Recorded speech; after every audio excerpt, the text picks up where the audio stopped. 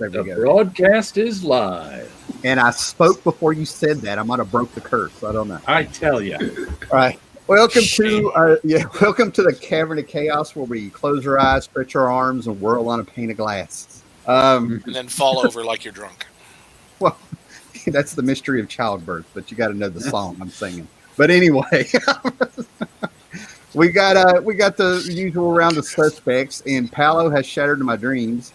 But not a real doctor. I didn't know, Paolo.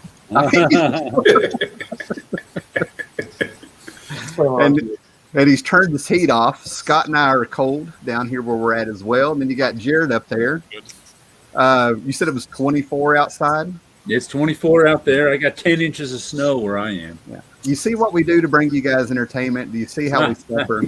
And we got a special guest this week. This is my third time meeting him, second time talking, because he was working on an acrylic piece the first time I saw him on there. But we have Jeff down there.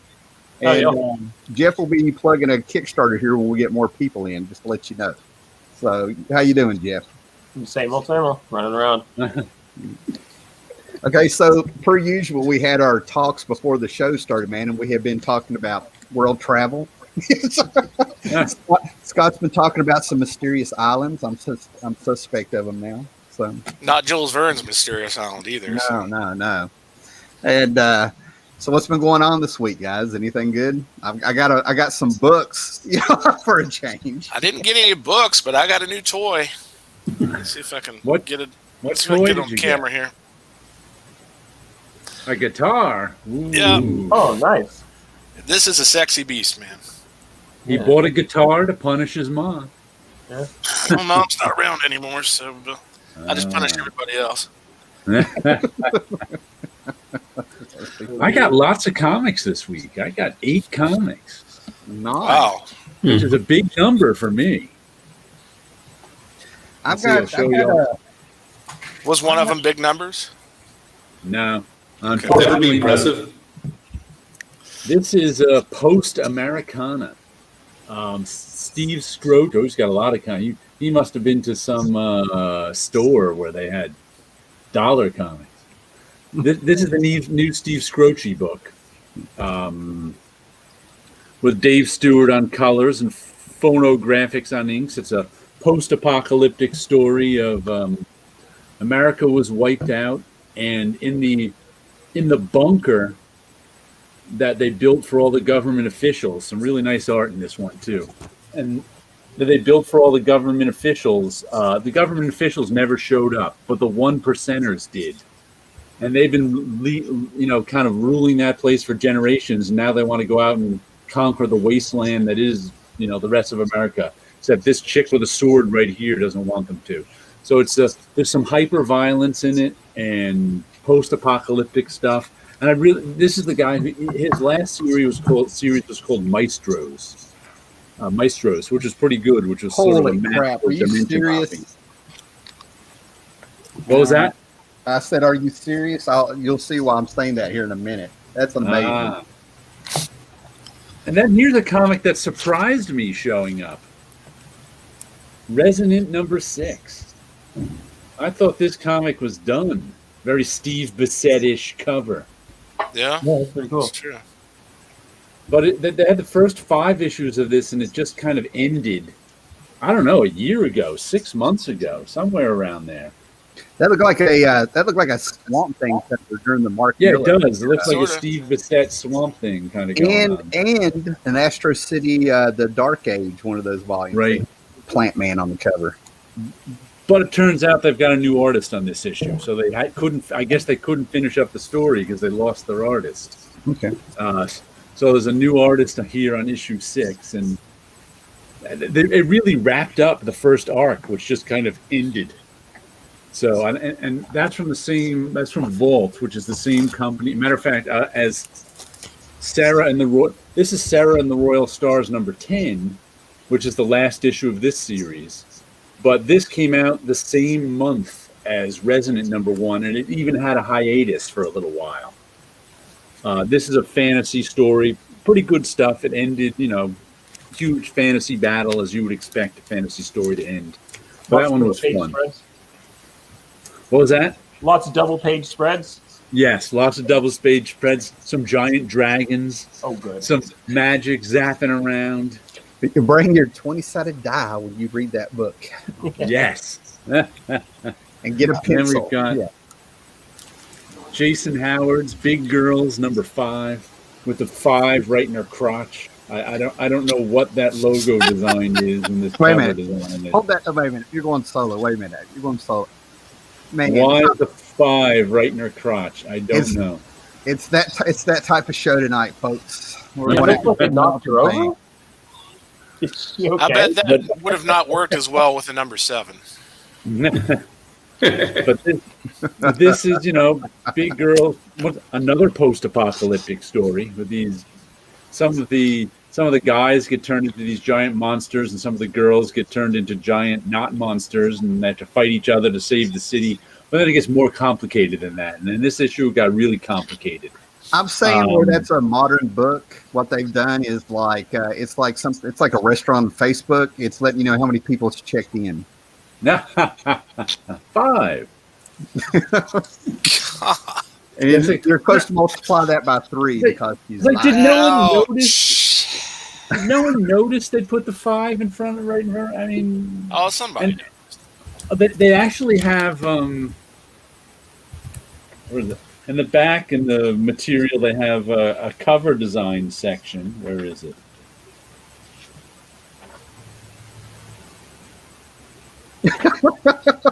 There you go. There's a few different choices they had for the cover design. They're showing you, and no, that's on purpose. Could have picked the one without the 5 on her crotch, but that's the one they wanted. Subliminal. It's subliminal advertising. You're going to be drawn to it. You're going to see the 5. Subliminal? Yeah. I think people would be more drawn to it if there wasn't a 5 there. I think the picture of the crotch would have been enough. I think they'll notice, but they won't want to buy it. You know what I mean? Like, I'm not touching that. With the 5 there, they'll go, I'll pay what's going to happen when I get that. to? Yeah, they're going to be like, what happens when I get to 6? No, sir, no. Yeah. Paolo, you're a doctor. What are your thoughts? No. It's going to cause biological problems. Of course, we got the latest issue of Savage Dragon 255. And this is Paul Dragon here. We got. I hope Joe Biden's a continuing character. No, but real world events are reflected in this book. And Malcolm Dragon had to leave the United States because Trump kicked out all the aliens. So they just mentioned in this one, now that Joe Biden is president, and I think the Supreme Court struck it down a couple of issues ago. And then this one they mentioned, since Joe Biden is president, they might move back to the United States now. They had to flee the United States because if you were an alien or an interdimensional being, you had to leave the United States or be jailed. And it's stuff like that, which is why that Savage Dragon is flying off the shelves. Actually, Savage Dragon, believe it or not, Savage Dragon has had, and Spawn have both had renaissances in the last year or two. Really? They're selling more than they have in recent years. You may make fun of that, but other people like it. So are they going to bring back Renaissance Spawn?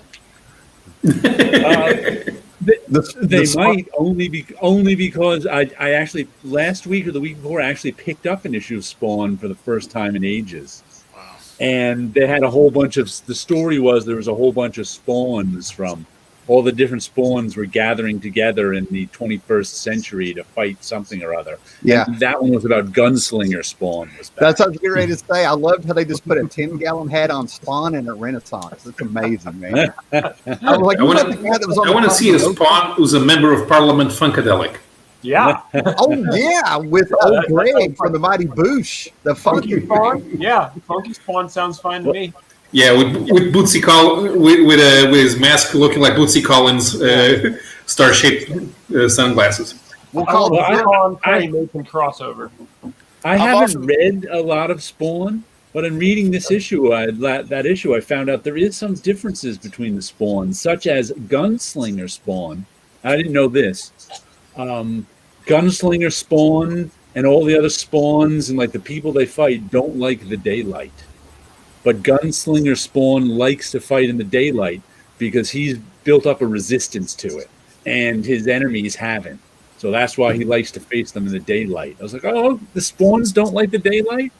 You know, 306 issues later, I find that out. Okay. Showdown at noon. Yeah, when I do the psychedelic funk Spawn, I'm going to call the book Kiki. It was all meant to be, man. Now, I've often wondered if Bootsy Collins and Elton John get their sunglasses at the same place. They probably do. They get them custom made. Lock and Key in Pale Battalions Go, number 3 of 3. And this was pretty good. Takes place during World War I. And one of the Key kids decides he wants to fight in World War I with his keys. And disaster follows as a whole bunch of Germans follow him back somehow through the key that gets you anywhere, to the door that could go anywhere. And he was trying to escape and accidentally let a bunch of German soldiers through to Massachusetts. So it was a good, and like it's really the art by Gabriel Rodriguez, and this is just outside. If you've never read Lock and Key, it's a good book by Joe Hill and Gabriel Rodriguez, and the art in it is just always strong, and the writing's pretty good too. Yeah, I've always enjoyed the book. Yeah, go ahead, Jeff. Go ahead. Oh no, I've always liked Lock and Key. It's a good book. And go ahead. The TV show they made of it was more of a CW drama, but it was okay. Yeah. I think it's been renewed up to season 3. So wow, I'm going to have to swallow it and finish it out. Because there's just too many changes going on that I was like, I don't know if I can do this. One of the things I liked about reading Lock and Key is you can watch the artist get better and better as the volumes go. All 6 volumes, man. He just got better and better. And he was pretty good to begin with. Yeah. And then we get Dynamite. I'm actually reading a crossover event. So it's a Dynamite crossover event, so it's not much of one. But it's Marvel Zombies with the Dynamite universe. Yeah, I was getting ready to say that's not JJ, man. I'm kind of disappointed. So, But it's who's it done by? Fred Van Lente is the writer. Oh, cool. With Vincenzo Caruto and Pasquale Qualano as the artist, and it's just pretty well done. I picked up the first issue on a lark. It's a 5-issue series, and it's pretty well done. I must say, I'm enjoying it. It's got Red Sonja and Vampirella and Peter Cannon and John Carter, Warlord of Mars. Okay. And Deja Thorez too. Yeah, they all have everything to do with each other, especially Peter Cannon. Yeah. Well, Vampirella is supposed to be from the planet Dracon or something like that, where they have all the instead of water, they have blood flowing. I can see how that mixes up with John Carter. You know what I mean? I'd have the planets go to war. They pulled them all together by Red Sonja had to jump into this time well to escape this wizard.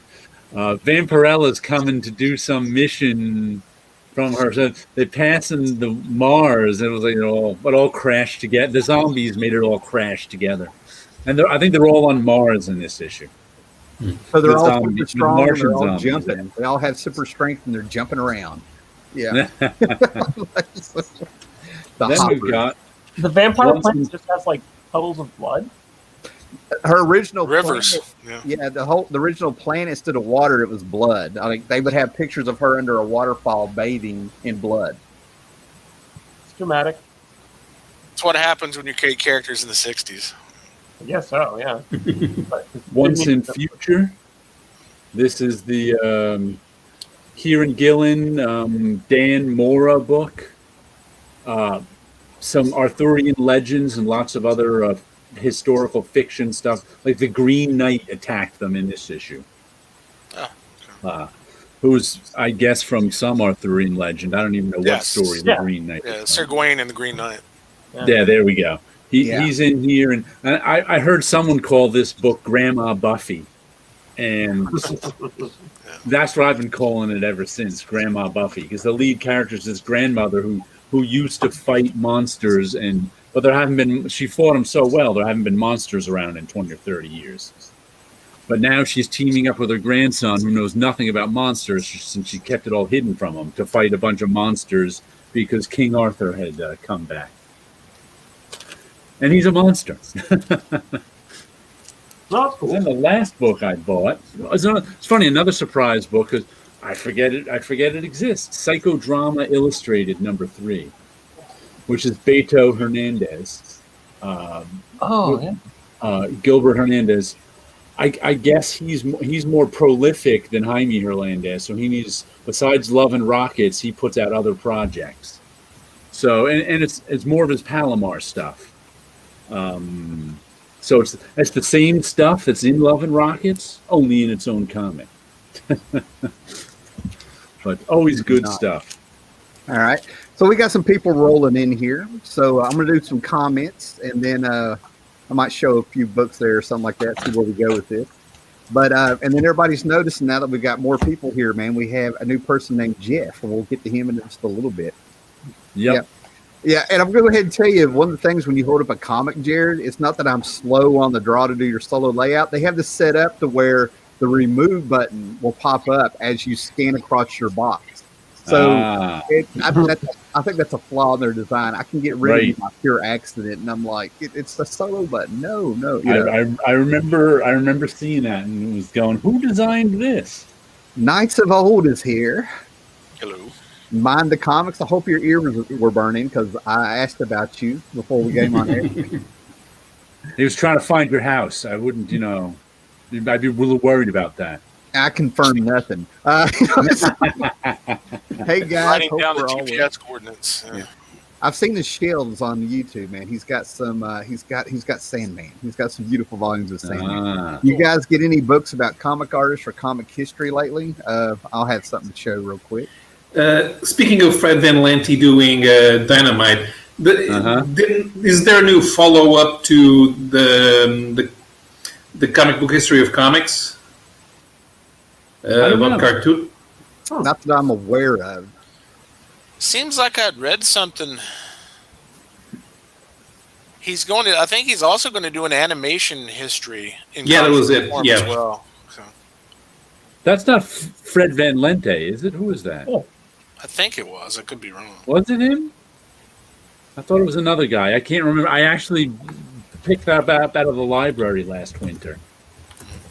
Okay. The comic book. Yeah, the comic book history of animation issue 1 just came out. I remember seeing that somewhere. Cool.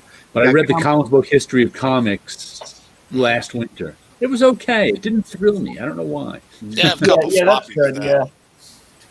Yeah, I just on his Twitter page. That's him. Nice. Okay, it is. Yeah. Joan Yellow, comic book collector, and Victor Thomas is there, man. So, this is the Friday. I just realized this is the Friday, last weekend, the shop before Christmas. So I think we're lucky to have who we have.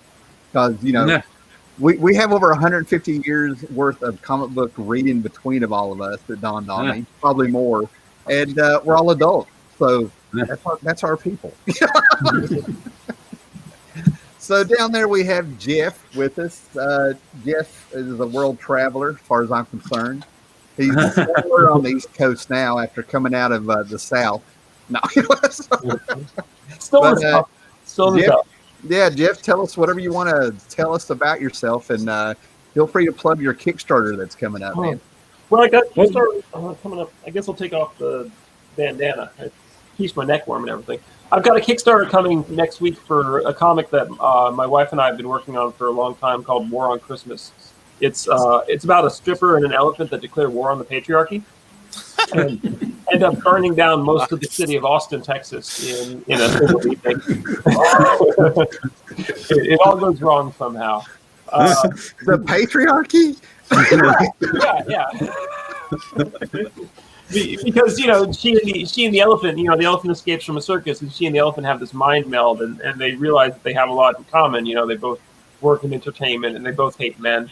So they, if there's one thing they can agree on besides the importance of vegetables, it's revenge. So they take revenge. But over the years since I wrote the comic, I've had a lot of second thoughts about what the comic's really about. So I feel it's going to be a much more nuanced take on the standard, hyper feminist proto animal rampage in a gentrified city. Like I see both sides now. I just got a message from one of my friends that apparently is watching, and all it said was the patriarchy ? I just want to know one thing. Does the patriarchy have a headquarters? No. The patriarchy, as it turns out, doesn't really quite exist. So you can't exactly knock it over. As mad as you get at it, you can't actually throw a Molotov cocktail at it. And I mean, there's a lot of research that went into this comic. Have you ever tried to throw a Molotov cocktail? Nope. Not anywhere near as easy as you think. I have, yeah. Every time I ever threw a Molotov cocktail, I had to go over, pick up the flaming bottle, and throw it again because it wouldn't break the first time. Well, I'll tell you what, man, I'm in.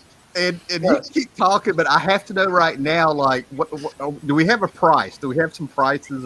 Or the first issue is going to be $5. Yeah, the first issue. I'm in. Yeah. And then cocktails and elephants. That's where you got me. Yeah. You're putting it out. How many issues is it going to be? It's going to be 7 issues plus a children's book. Yeah. In the final version, you'll get a graphic novel, and you'll open up a graphic novel, and a children's book will fall out of it. Because there will be a children's book hole cut in the shaped hole cut in the graphic novel, and you'll be sitting there and you'll try to figure out how to get it back in, and you're the pages will be wobbling, and that is not my problem.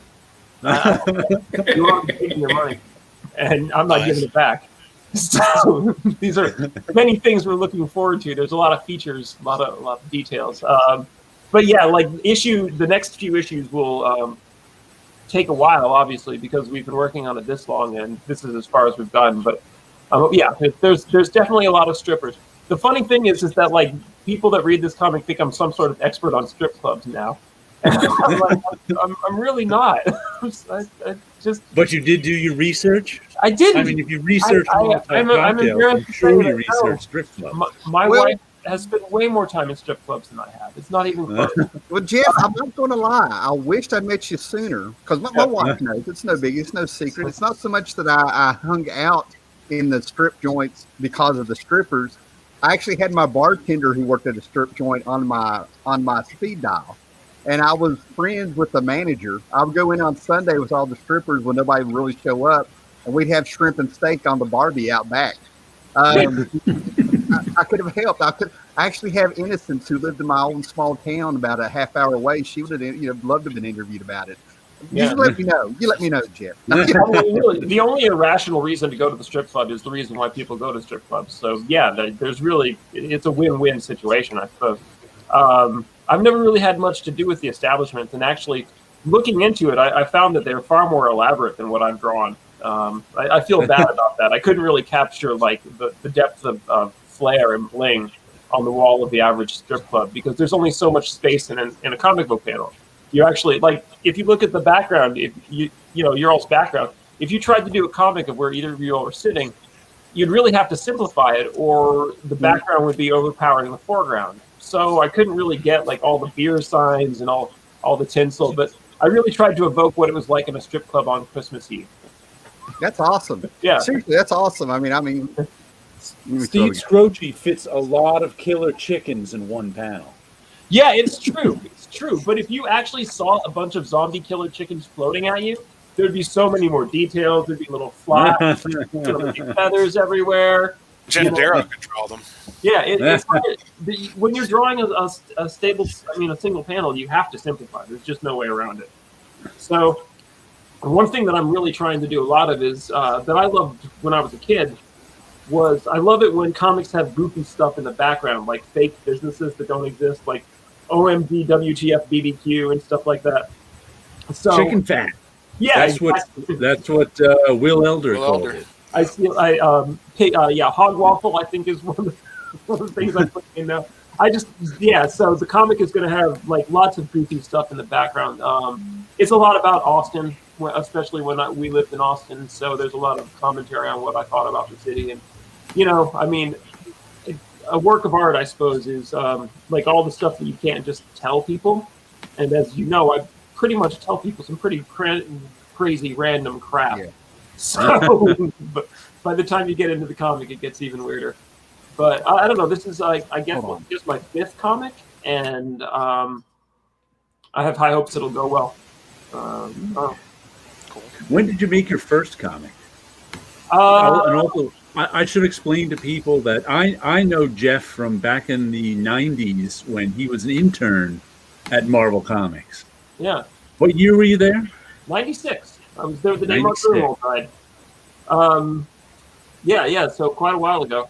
But yeah, I didn't know how to draw then. That's actually why I learned how to draw, was because I went to Marvel and I realized, like, oh God, writers are screwed in this business. Like, nobody cares if you can write a comic book, but you're standing in line behind Scott Lobdell. Like, how much fun is that? So I went back to art school and I learned to draw, and then I wandered the earth like Pain from Kung Fu for about 10 years, and that was fun.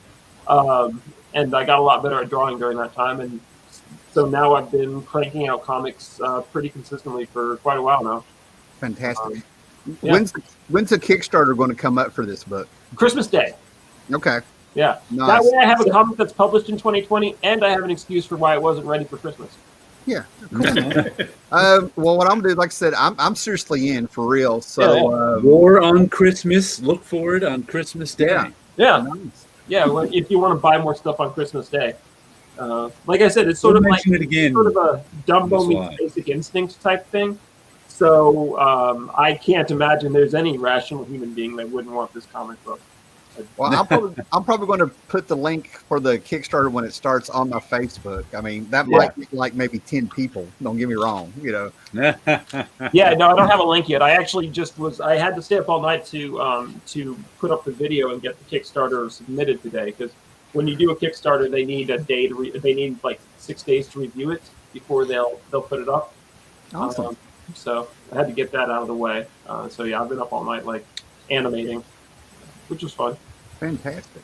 Yeah. To let you in on a little inside joke, I have I do a Zoom drawing club with a bunch of my friends on Tuesday nights. Yeah. And Jeff was there last Tuesday night. And he was doing something that a lot of artists do to themselves. They give themselves too big a project in too short a time. I mostly got it done. I know you got it done. Yeah. Killed himself getting it done too. Yeah, so usually when you do a Kickstarter, you have to have a video to introduce the Kickstarter. Jeff decided his video should be animated. Now, for those of you who've never done animation is a lot of freaking work. Yeah, it's time consuming. And he had 3 days to do it. But before he could do the animation, he wanted to do an animation of the elephant, since there's an elephant and a stripper in his book. He was like, well, first I have to sculpt the elephant. Yeah. So there he was, 3 days before his deadline, sculpting this elephant with me and a couple other people just laughing at him, because, you know, we've all done this to ourselves. It didn't get used, but I'm glad that I did it, because it turns out elephants have this big lump in the middle of their head, and I never would have noticed it. It's like, it's an important part of what makes an elephant is they've got a super cool skull, but it's really hard. Yeah, exactly. It comes around like this, and then you got the two lumps, and then the big lump in the middle. Yeah, so I wouldn't have figured that out if I hadn't sculpted it. But no, the sculpture didn't get used. And well, that's a running joke now, because Matt Maley, one of our other friends, old friends from college and Marvel, was just asking me something on Facebook today. He messed something. He's like, "Oh, I can't figure out how to output this animation as an MPEG 4." I just wrote to him, "Well, first you have to sculpt an elephant." Yeah, just. Well, I mean, that's now the starting point for anything. First, you sculpt an elephant, and then If you only sculpt, go ahead. I was going to say, if you only sculpt half an elephant, does that mean it's truncated? No. I warn you, if you're on this podcast, you're going to have to put up with Scott's puns. I love the days I would start like a project and everybody wanted to come in with like be a cook in the kitchen with me and stuff, but Right. I wouldn't waste the sculpt. If the book starts taking off a little bit, I would make it an incentive like, here's the elephant, man. Oh yeah, I'll put that up in Kickstarter. Like if you give me $155, I will mail you an entire elephant. Yeah. That's not a bad idea, actually. I might do that. Why not? Yeah, there's your stretch goal. That's Yeah. awesome. Okay, Gordon Vidal. In the 90s, a friend of mine and I would visit a strip in Austin that was near the airport. It was a dive, and it was called the Landing Strip. Oh yeah. I got some friends that work there. Yeah. There we go. Yeah. We there's met no- after work, and we had suits on. Yep. They were the best dressed people there, and the owner thought we had money. We didn't, of course. They even gave us a VIP table, which was just a table with a table. And the glasses were probably clean too. Yeah, because of this project, I had to spend more time thinking about the layout of strip clubs than any architect ever has. And they're really just like depressing boxes in strip malls. They're just giant concrete boxes with a few tables and a runway, and hopefully the poles are well attached, because if they're not, people get hurt. Well, there's a song by the Bloodhound Gang called what is it? The lap dance is always better when the stripper's crying. That's a classic. And it is a classic. And it's a bit more on nose, in my experience, than a lot of people know. Jeff, do you feel the same? I'm enjoying having you, Jeff. Are you comfortable? I mean, it's like, honestly, the kind of person I am, and my point of view with strip clubs is mostly from the point of view of OSHA violations. There we go. Numbers of fire exits and things like that. I'm much less fun than I seem like, which is saying something. So, I mean, yeah, it seems to me that strip clubs are pretty depressing institutions from both points of view, but also if they didn't fulfill a necessary societal function, they wouldn't have one in literally every city in the entire world. So, I mean, I'm no prohibitionist. In the fact that they're free, they're free. They're what do you call it? Freelancers. They're not. They're considered freelancers. Independent contractors. Yes. Yeah. There's I mean, no. They even figure out a way to scam the strippers. Can you imagine that? Yeah. It's Much like the Knights of Old Much like the Knights of Old, I've never been to a strip club either. But if I've learned something from TV, it's that the strip clubs near the airport are always the worst. They're in the bottom of the strip club pecking order. If you're a strip club near the airport, like you're not the high class strip club. A useful like traveler hint, like, hey, never rent a car near from the airport. Never go to the strip club near the airport. Really, Rasco is here. So. Like, these are all things that people assume I know, and I have absolutely no idea. But I'm glad that I created the illusion that I'm a man of the world. That's Well, Jeff, like I said, we haven't known each other long, but I got you back. Don't worry. all right. Now, what's the format of this comic going to be here? Oh, it's a comic. Going to be. This is my last comic. If after this, I'll still keep using comics to or storytelling, visual storytelling. Right. Like, this is the last time that I will try to do a comic that fits into a vertical format, because it's just not your monitor's horizontal. That's not how people are consuming. But phones are vertical. There's the problem. A lot of people are reading this stuff on phones now, believe it or not. Yeah, but that's one panel at a time. I mean, I'm old enough that my eyes are going bad, so I do not enjoy looking at I do not like it all. I hate it too, but a lot of people read them that way. Yeah, they must. More power to them as long as they can. But I can't. That whole guided view concept, I just can't do it. Yeah. But like J-Rock loves it. He was just putting out another video today. He loves reading. He's another YouTuber who does cologne and comic book reviews, and he loves that guided view stuff. I can't read it, but is that like where you it zooms into different parts of the screen? Yes, you see one panel at a time. Yeah, I mean, that's what I would do. Is I would literally do one.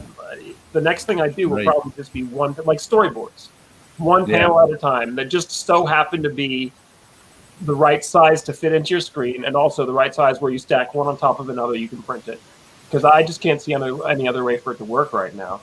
Okay, Matthew Rasco, you need to see where we're at now with the time. You need to watch this on the rewind. Go back 15 minutes you're probably going to see some of the greatest moments of Chaos and Cavern and But get this Kickstarter. It's But fantastic. we'll give you a quick recap.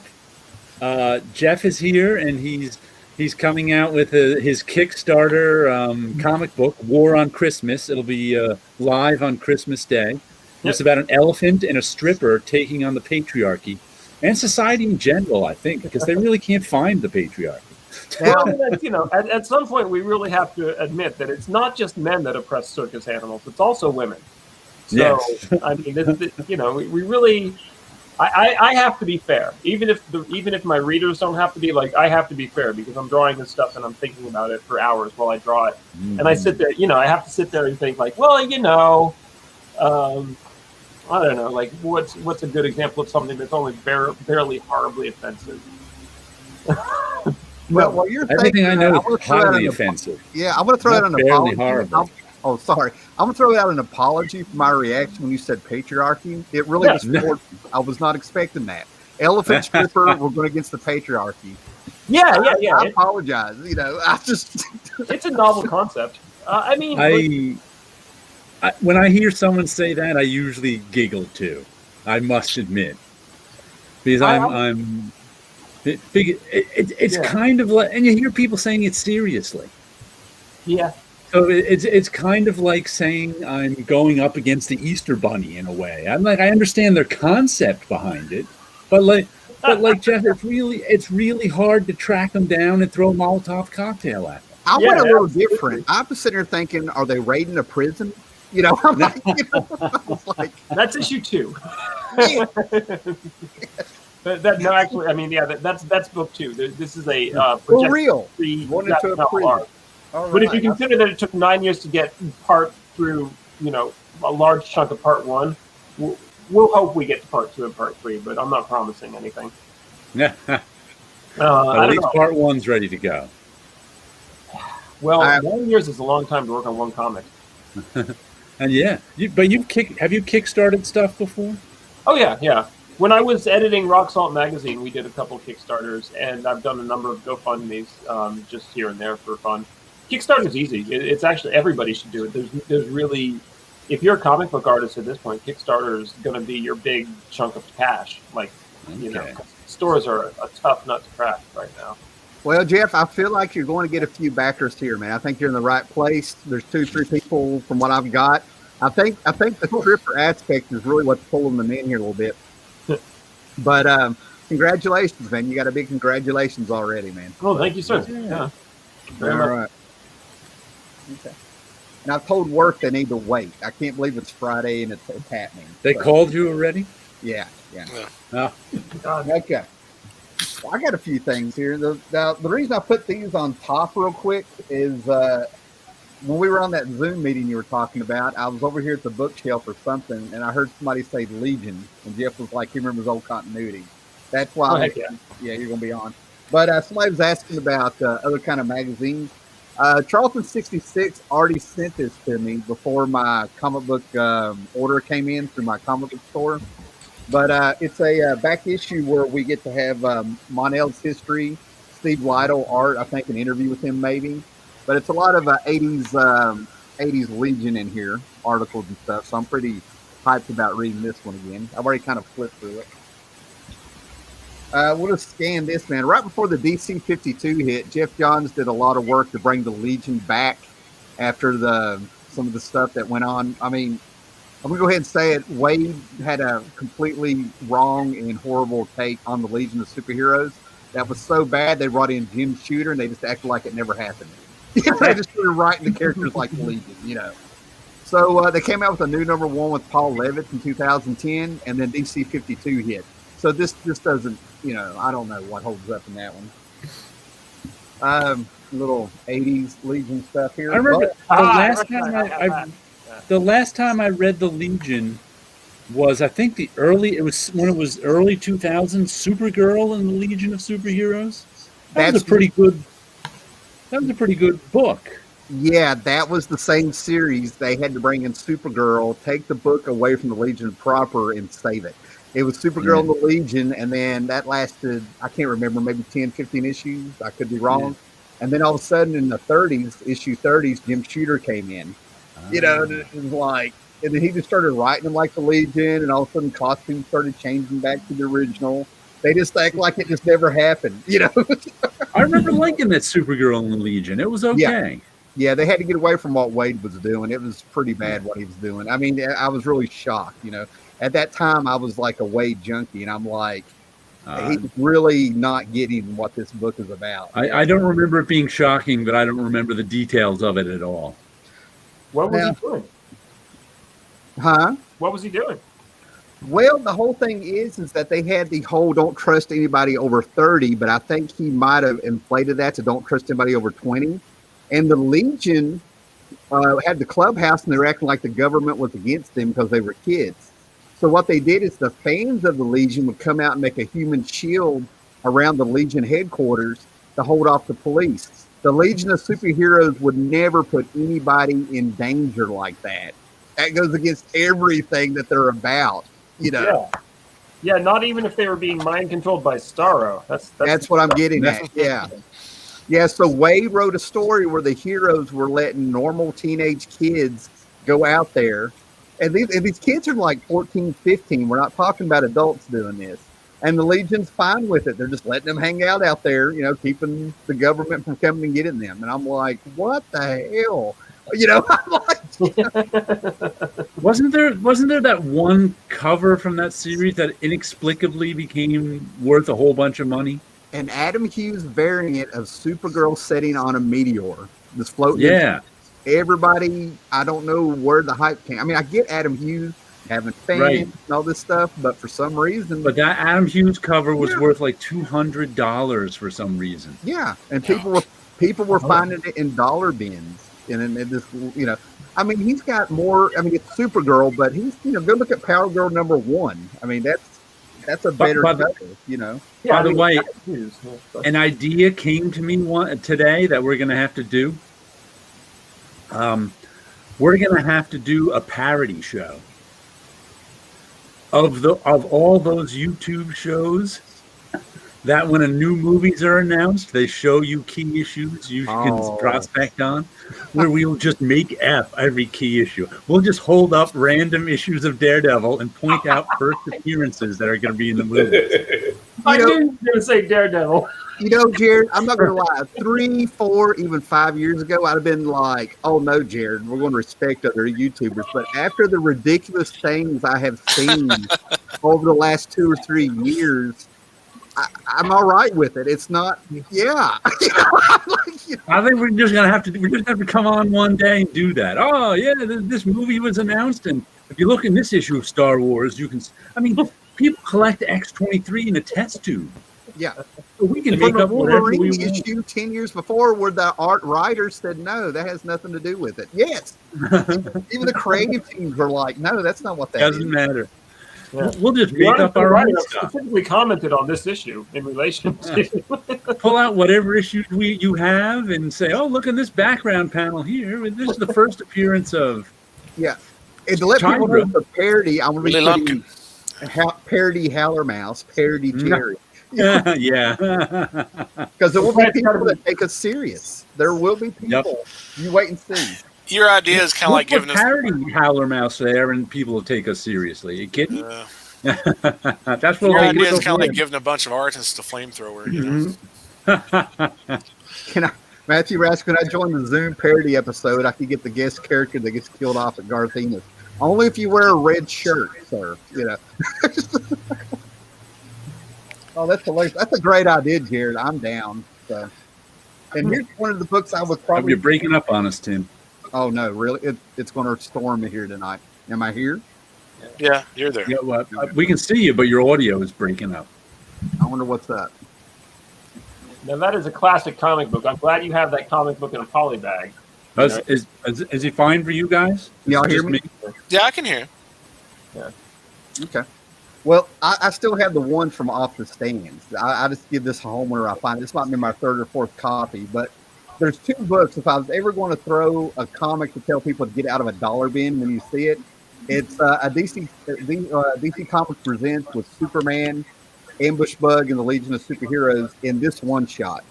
This is Dude. the funniest thing you're going to read out of the 80s. You cannot go wrong with Ambush Bug.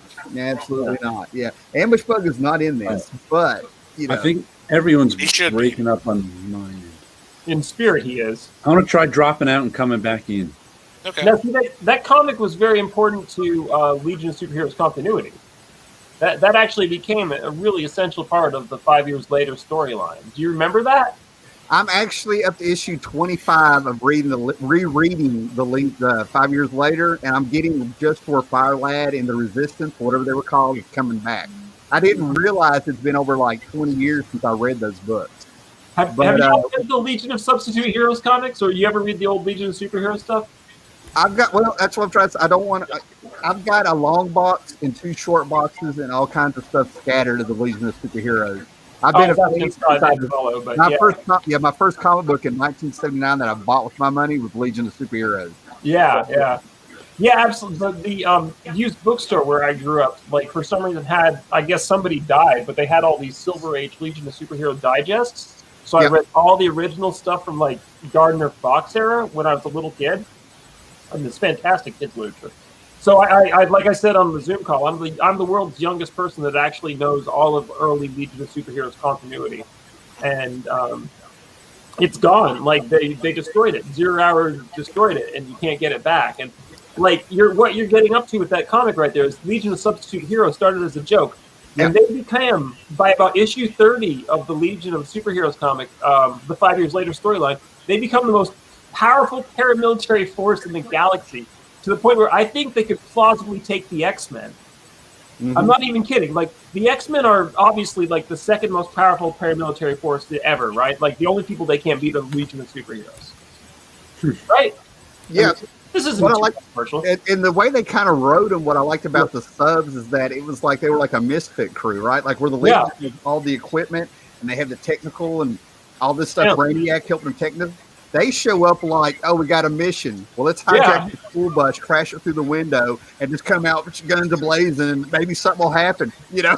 They come back totally professional. They're like, okay, here's what we, there's no more like Stone Boy turns into stone and we use this as a battering ram anymore. It's like, no, Chlorophyll Kid has figured out that the Dominators have plant-based technology, so he's going to break the lock. And then Color Kid is going to send up a smoke screen. And I mean, they're just absolute badasses. Yeah, and they started this ridiculous nonsense. It's one of the best arcs in comics, and it's been completely destroyed by 0 Hour. What can you do? I still have my boxes. Yeah, I have. Yeah, but yeah, I grab Legion stuff and everything. Like I have all these issues, but I'm trying to get them on the shelf now with some of the great stuff. This is the run that I keep saying in the 83 and stuff, from 290 to 320. I would put up against the X-Men and Teen Titans of the same era, Yeah. That's Great Darkness, right? This is after Great Darkness.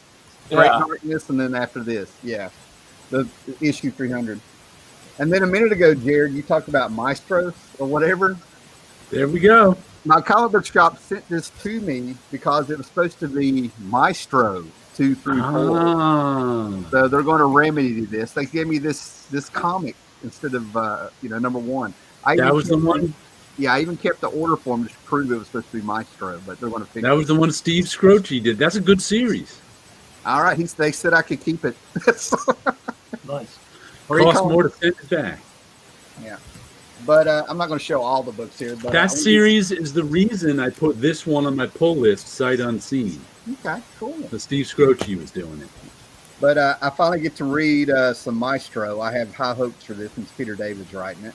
And I read some of it digitally. It's okay. I must say I enjoyed it more than I enjoyed it more. I might get it as a collected edition. Okay.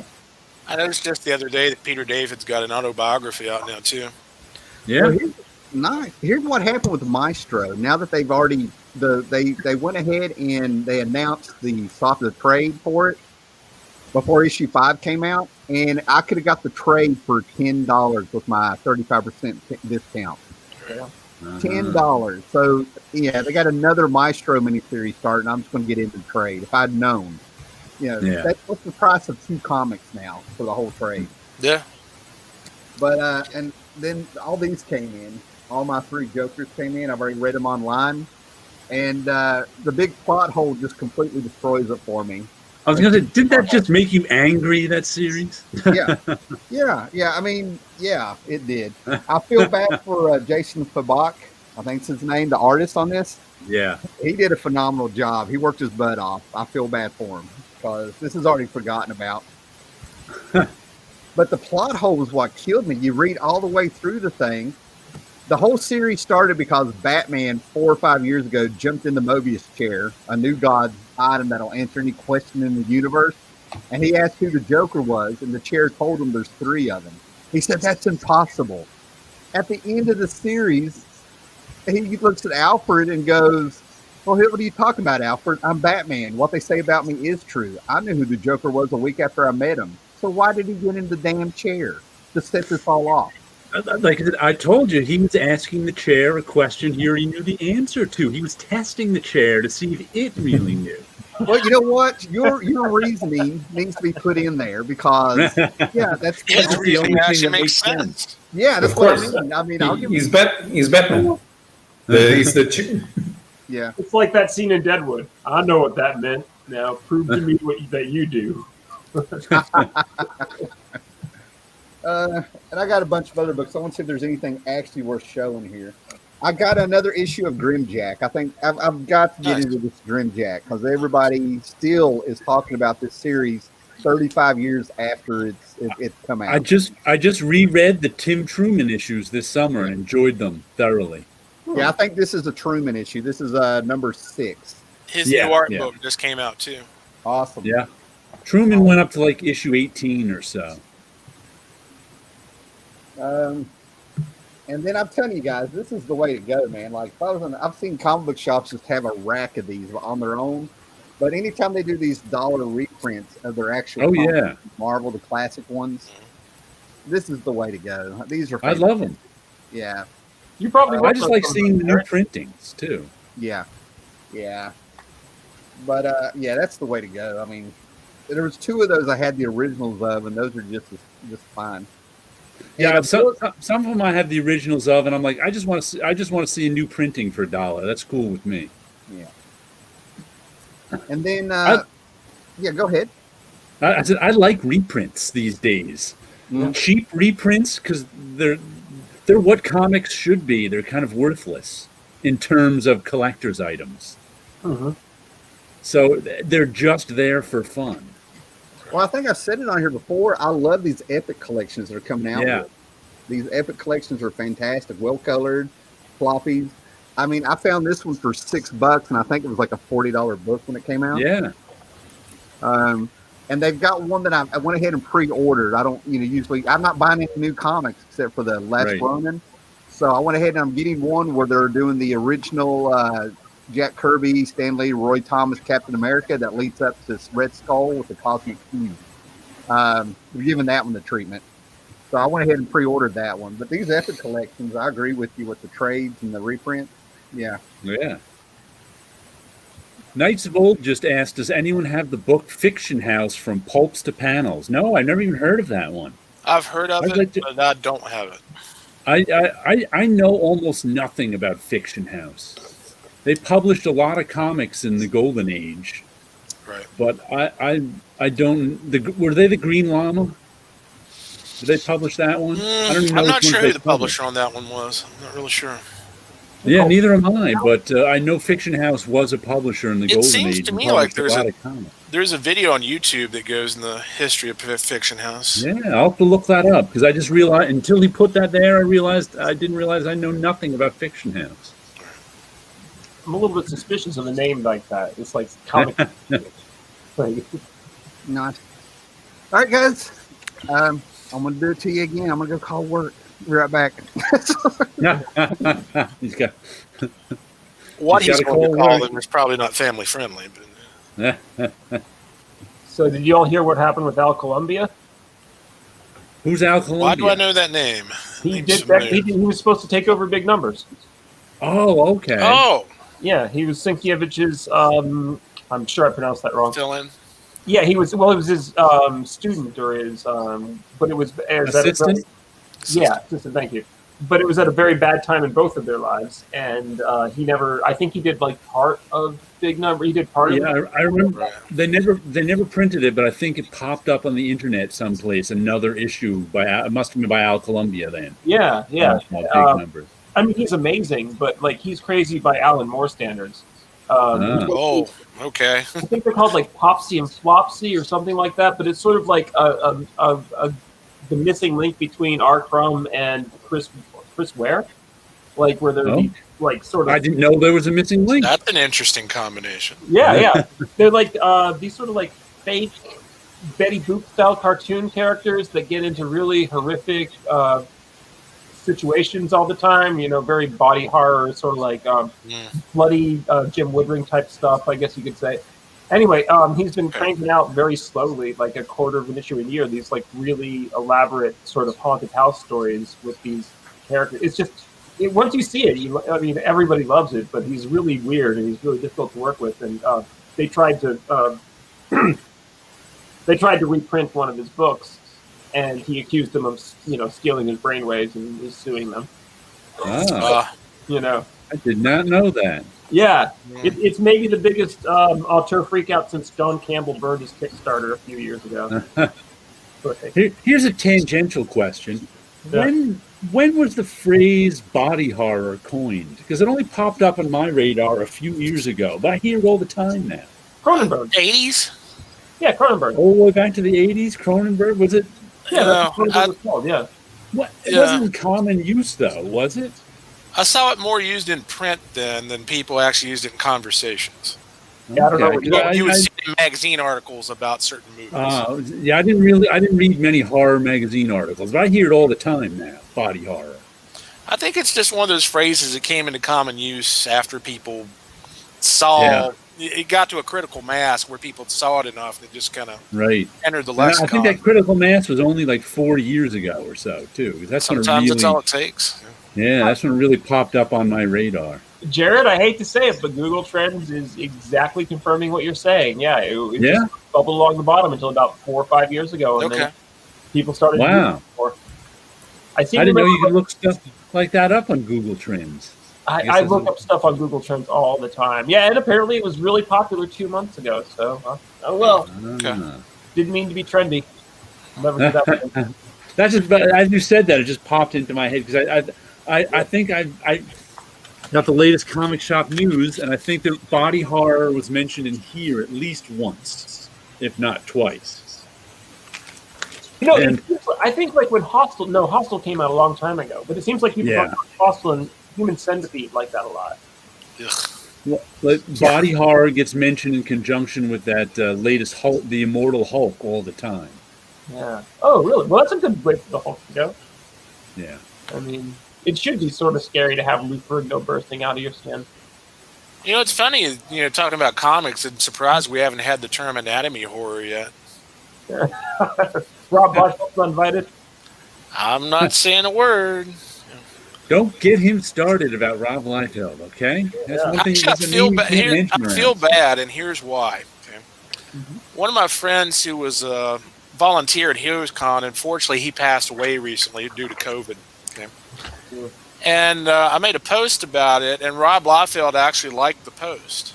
Oh, okay. And I'm thinking, boy, if Rob knew the different attitudes I've had about his art over the years, he would have not touched that with a 10-foot pole. But was that what was that guy, Big Red or something? Yeah, his name was Charles Kibbe. He's a really nice guy. He was a a volunteer people. not only there but at other conventions on the Eastern Coast. He'd go anywhere from Newark up down to Florida, different conventions. A lot of people knew him. He's really nice, and it hit a lot of people really hard when he passed away.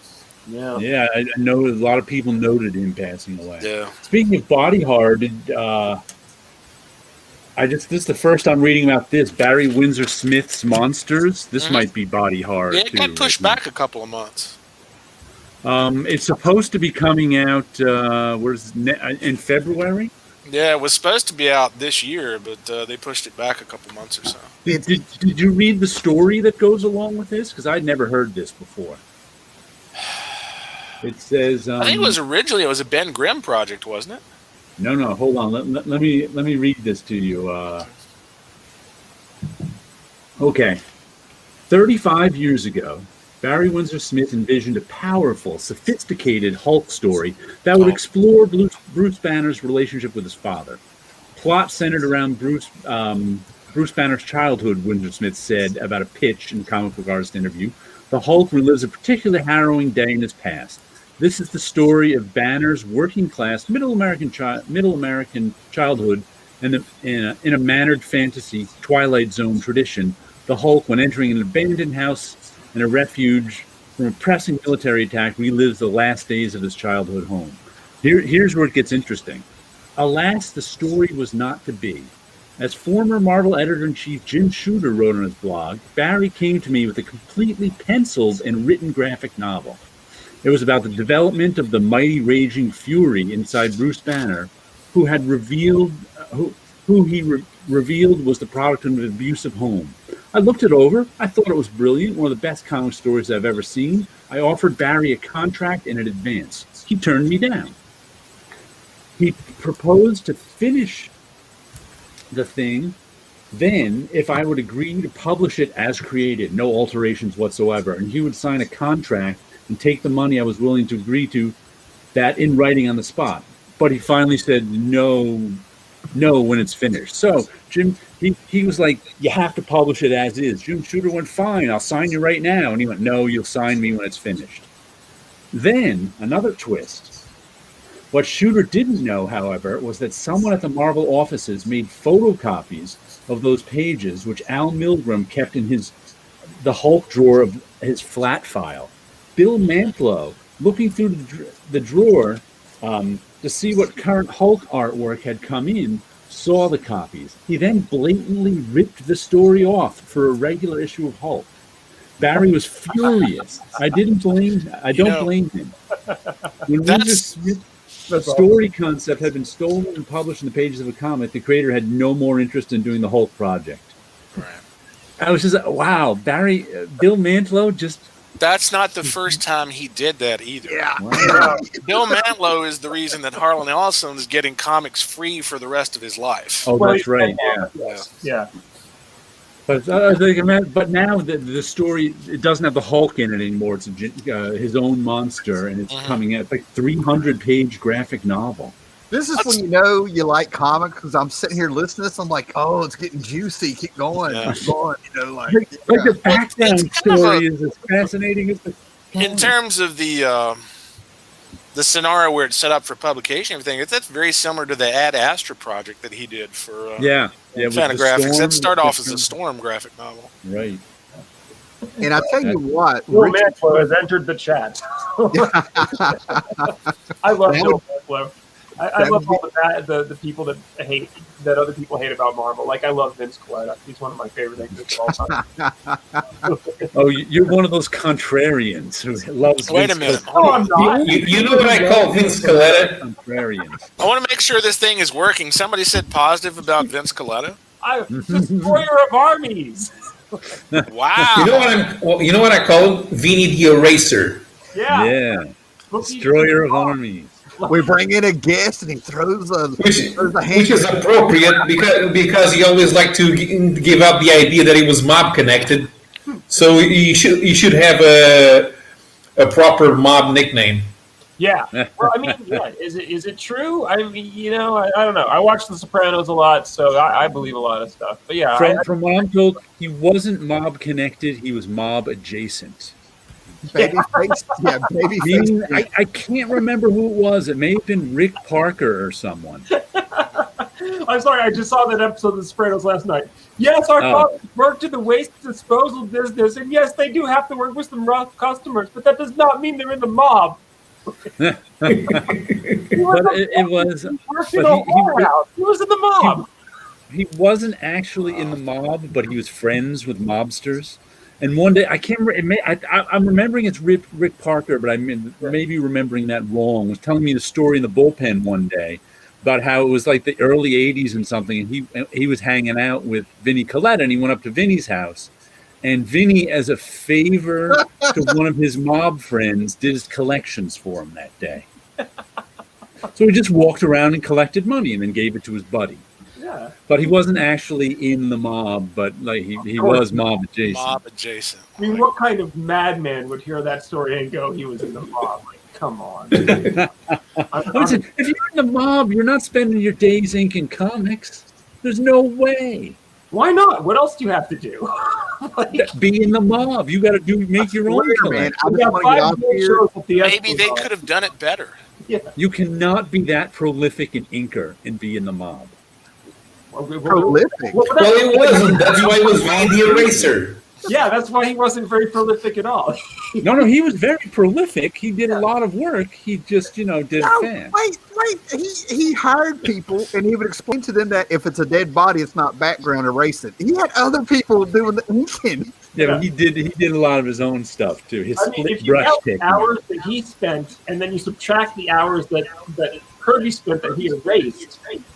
Yeah, I think he's probably good for front. It's probably I don't think you can be a part-time mobster. He ran his little studio, or whatever it was, like the mob. Yeah, but that's because he was mob adjacent. I'm saying you can't run a studio and be an inker and be a mobster. Why would you be? So Jack Kirby should have done a second graphic novel called In the Days of the Adjacent Mob. Yeah. Be all about the guys hanging. Or we'll have a Black Sabbath album called The Adjacent Mob Rules. I mean, I don't know anything about the mob firsthand, but from what I've seen, from what I've learned from every mobster TV show and movie ever, it's a full-time job. I tell you what, man, we've done some great shows, but this is the one where I want to get off here and just listen to you guys. This is awesome. If Big Pussy calls you up and says, "I need you now, we got to do this thing," you can't go, "I got a deadline. I have a Captain America issue to do tomorrow." You can't do that. Yeah. Well, I mean, that would explain a lot, though. It's like, I gotta go make a collection out in Staten Island. Let's just get a little this here, a little bit of that there. Yeah, I mean, you could have had, if you'd used your mob connections, you could have had the equivalent of the Krusty Bunkers all come in and help you all at once. Yeah, here's the deal. If this was Law and Order, how do we go from elephants to mob inkers?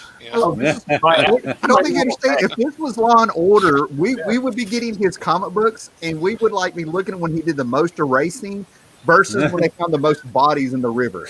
Okay, that's how we make the time.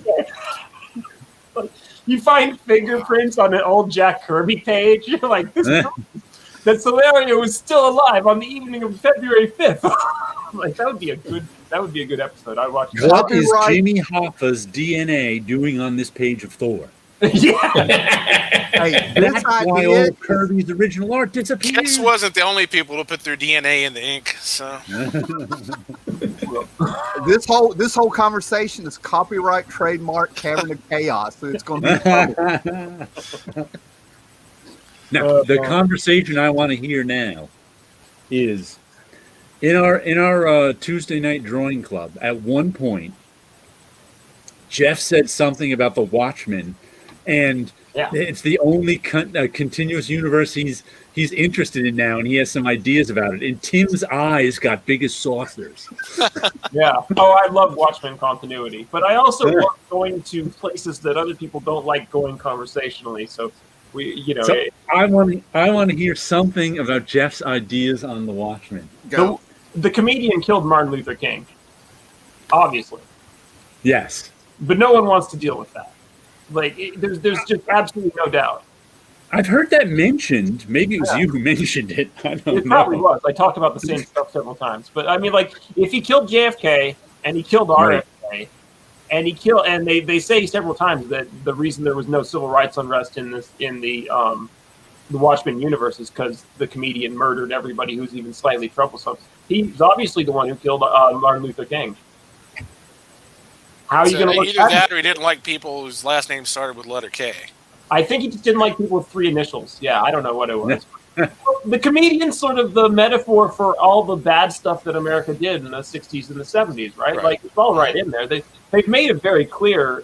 It was a comic that, the comedian killed JFK, and Dr. Manhattan knew it and couldn't stop him because he couldn't figure out how to stop the comedian without causing an even larger apocalypse. Because that's the whole time, the whole Watchmen comic, Dr. Manhattan's always looking at these terrible things, and he can't stop them because every time he would try to stop them, it would make things even worse. And then somebody finally came up with an apocalypse that was good enough that he wouldn't stop it, but he knew that if he knew about it, he'd have to stop it. So I'm not even kidding. If you read the J. Michael Straczynski stuff, Dr. Manhattan goes backwards in time and tells Ozymandias to set up the tachyon field inverter so that he won't stop him from setting off the squid bomb. See, now that ruins one of my favorite things about the Watchmen. Which is what I call the Dr. Manhattan effect. Which is it ties into my concept of power creep,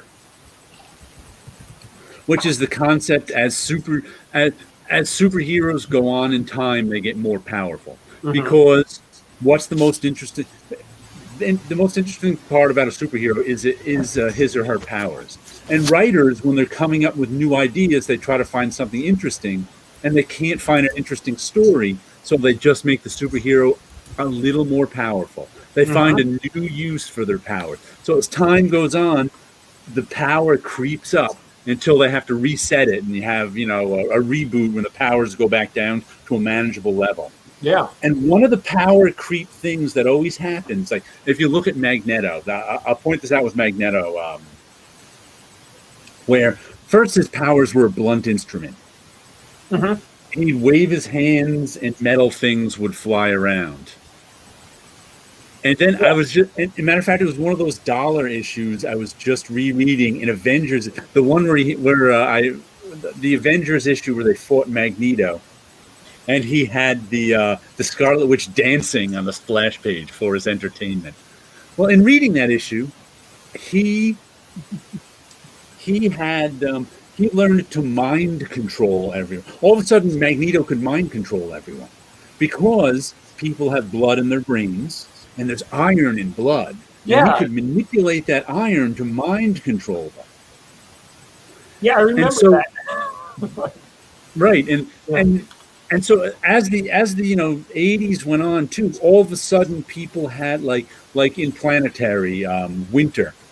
The guy, I remember there was this one scene where he was facing off against someone. He's like, I can freeze the water molecules in your brain.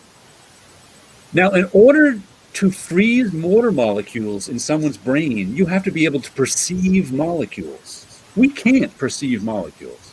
I mean, Iceman could freeze his whole head because that was, 60s Iceman would freeze your whole body. That's because his powers were a blunt instrument. So now we're up to Dr. Manhattan. And Dr. Manhattan had powers where he could see things on a molecular level. And you need a mechanism to be able to see. As soon as you can perceive things on a molecular level, you start to drift away from human. Yeah. So it wasn't so one of the things I liked about Alan Moore's handling of Dr. Manhattan is he just grew disinterested in humanity because he was no longer human. He could not relate to people. I call that the Dr. Manhattan effect. So saying all this post-Watchmen stuff where he set this up, he had no interest in his Ozymandias' plan. Well, none whatsoever. He could. I don't know if he'll back it up or not, but what a lot of people miss is what Alan Moore did is you had three philosophies going on. The comedian, your life's a joke. It doesn't matter what you do. Rorschach, everything's black and white, and that goes back to Steve Ditko and all that stuff. Dr. A, or Mr. Yeah, exactly. And then with Dr. Manhattan, everything's predetermined. He's just a puppet on a string. So that's the big flaw in Straczynski's work, is that he missed the fact that Alan Moore already set up philosophy. Alan Moore, there's many layers to Watchmen, and one is the philosophy. That people miss. And I agree with the Straczynski issues are terrible. They're just god awful. Yeah. Let me go off on a tangent about Straczynski for a second, because I was a big Babylon 5 fan. I don't know if this would interest any of you guys or not, but Straczynski is now the curator of Harlan Ellison's estate, and he's going to publish The Last Dangerous Visions. Yeah, I heard that. That's cool. Yeah. Now I'm going to let everybody know. We'll get to your comments in a minute. We got some questions coming up. Just letting everybody know. Okay. But that's what I call the Dr. Manhattan effect. No, What should happen if you get a superpower where you can perceive molecules? You're no longer human. You've got some sort of extra sensory perception where you're no longer human. But what Dr. Manhattan in The Watchmen was the only place that ever really dealt with that I know of. Yeah, from 1954 to 1986, he gradually just lost all his interest in humanity and said, "I'm going to go someplace and else." went off into space. And I mean, if you can manipulate matter at the atomic level, then human beings have become a lot less interesting all of a sudden. Yeah. You're not human. You're not with us in that anymore. parallel, a lot of people miss that the parallels is that Minuteman and Watchmen, Comedian and Dr. Manhattan had the same effect on people when they lost their humanity. One lost faith in humanity, treated like a joke. Dr. Manhattan, the only thing that was keeping him close to humanity was sex. Yeah. That's what people in, those human needs and stuff. So it backs up what you're saying, Jared. My whole point of throwing that out there. I don't know if you quite have the comedian's philosophy down yet, because I think you're close, but I don't think it's everything is a joke, because he was doing things specifically. It's hard to bottom line it, but I mean, it's hard to bottom line whatever that philosophy is. Humanity's a joke. They're a beast. We're inhumane to each other. Why do we deny it? I mean, it's one of those things. I'm with you. Go ahead. But he was specifically doing things to try to guide the world. Yeah. He never wanted to admit it, but he was an idealist to the very end. Yeah. Really? Oh, that's interesting. That's why he was crying when he went to Morlock's place, because he finally found somebody who was an even bigger nihilist than he was. I thought I kind of thought that he regained his humanity in that one. It's all a joke, but damn, that's a big punchline. You know what I mean? Like, I'm just saying, your philosophy can't be it's all a joke, and you assassinate RFK, JFK, and MLK. Yeah. Those two philosophies aren't the same. They're mutually exclusive. Okay. Because if it was a joke, you wouldn't do it. You got me thinking. Maybe. Yeah. The central tension of the book is forgiving him for what he did to Sally Jupiter. You can't redeem the comedian. He has to be a bad guy. And that's why the natural pressure of writers, they've just piled every bad thing, every bit of metaphor that they can on the comedian until he's just become like a figure of mind-boggling darkness. Where did he sleep? He did so much bad stuff during the 60s. Like, how did he have time to, heal?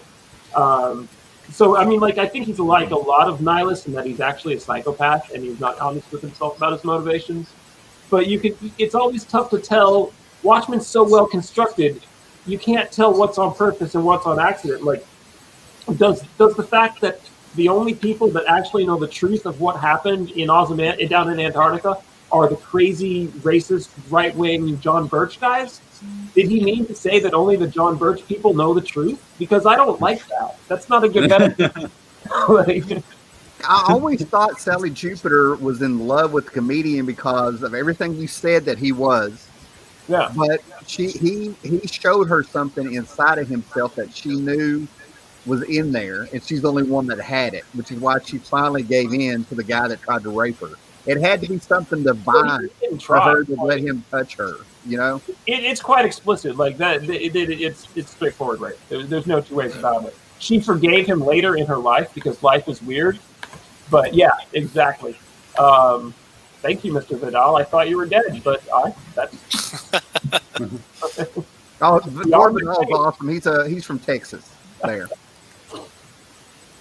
If you've ever seen Gort Vidal get in a fist fight with Norman Mailer, by the way, that's one of the best videos. Oh my God! I gotta look that up.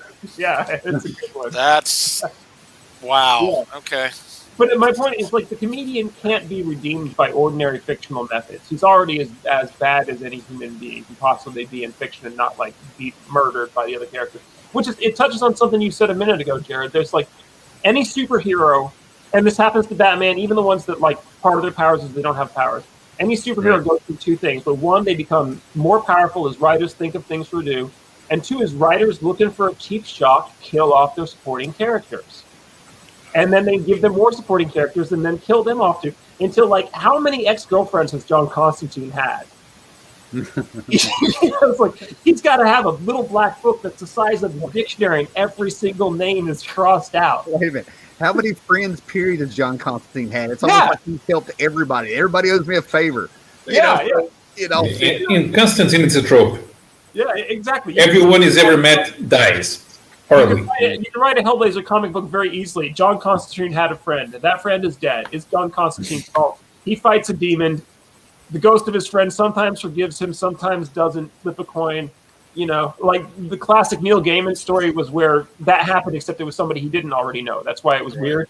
and then So John Constantine is actually the avatar of George R.R. Martin, then, right?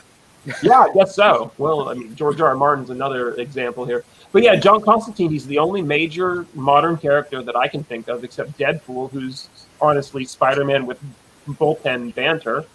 And he's just this like walking ball of pointless tragedy that's vaguely centered in Margaret Thatcher.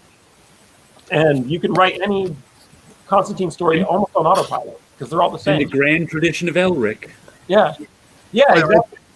That's your tragic hero for you. So any hero is going to get further away from humanity because all the supporting cast dies. Yeah, exactly. I saw him. And for those of you who joined us late, Jeff is here tonight to plug his Kickstarter. That'll be going up on Christmas Day. War on Christmas will be the name of it, a comic. Figured I'd introduce him again. I'll tell you what, let's go ahead and go through some of the comments so we can get caught up here. I want to give Matthew Ratzko my take on Swamp Thing by Moore and Veitch. Okay. Yeah. Okay, so going back here, you know, he doubts Vince would have survived the mob. His erasure of Jack Kirby art would have gotten him the Joe Pesci treatment of good enough. I chuckled at that. If mobsters were Kirby fans, they wouldn't have appreciated him. Guys, we had trouble before when I was trying to get this going. Am I going in and out because you guys are freezing on me? I don't know if I'm freezing or what. No, you seem okay to me. It's pretty stable now. Okay. I'm pretty sure I've been freezing a couple of times. Gotcha.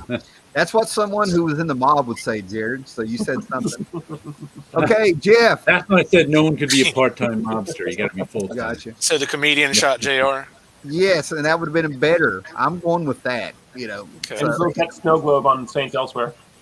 The only comics I've been reading are the Man Called Fate series by Alan Grant, Keith Giffen, and Swamp Thing by Vetch. I actually found where Rick Vetch hid the Man Thing in there, and he spoke back to me on Facebook when I didn't even tag him in my post. You know, I was like, who put the Man Thing in my Swamp Thing? And he just gave me like a smiley face or something. Here we go. What's your take on Swamp Thing by Moore and Vetch? My take on Swamp Thing by Moore and Veitch is I love it, but they ruined Swamp Thing forever. Ruined? It has been the same crap forever now. Have you tried to read Swamp Thing? He's like this elemental parliament of trees guy, and everything is the same. It's Swamp Thing is now stuck in the Moore Veitch issues, which were good. I mean, I love the Moore Veitch issues, but now Swamp Thing is stuck there forever. You're talking about that Forever Ago stuff, right? Like the really good stuff with the Parliament of Trees. Yes, the 80s stuff. Right. Yeah. All that stuff was beautiful that Moore did, the Parliament of Trees and this and that, but that's not now. That's all Swamp Thing is. Oh my gosh! I think they just need to get people with talent to come on those books to follow up on and take them elsewhere. Or do you think I've been saying that about the Big Two for the last 20 years. Yeah. Or is it editorial saying with more stuff? This thought just came to me. You know who the Swamp Thing is now? He's the Green Lantern. Yeah. Yep. Oh, they gave him a legacy, and there's been all kinds of other Swamp Things and all that stuff. And there still are all Swamp. He teams up with all the other Swamp Things, and they go around their power rings and do it. The Swamp Thing is the Green Lantern. Now that was my problem with what came out of Swamp Thing that everybody else copied. All of a sudden, all these other characters had legacy characters, and that drives me nuts, man. I mean, yeah. The Swamp Thing, you've heard me complain. You've heard me complain before about what I don't like about modern corporate comics is everybody's got a family. Yeah. Even Swamp Thing has a family. Yeah. There's 900 other Swamp Things hanging out with them. Yeah, it kind of dilutes the product once you go so far with it. You know what I mean? I completely agree on that. Yeah, there was even a junior Swamp Thing in the Young Justice or something. Oh my gosh! And Peter David wrote that. Little Swamp Thing. Oh my God! I knew there was a little teenage Lobo, and that's when I stopped paying What? attention. Yeah, there was a little. It's not like the character's Lobo. so I don't know high. if they aged him or what they did, but I saw him on the cover, and I'm like, I'm out. I thought Lobo was supposed to have been the last of his species. Yeah, he was the last of his species, and then in a book, Did he Legion get 90. cloned, or- Well, see, it used to be. Oh yeah, they cloned him. What they used to do is if you cut Lobo, they showed it in the Legion book that came out of Invasion in modern times. Mhm. But if you cut Lobo, his blood would grow into another Lobo. So basically, the guy who's basically Brainiac 2 is who he is, Burl Dox.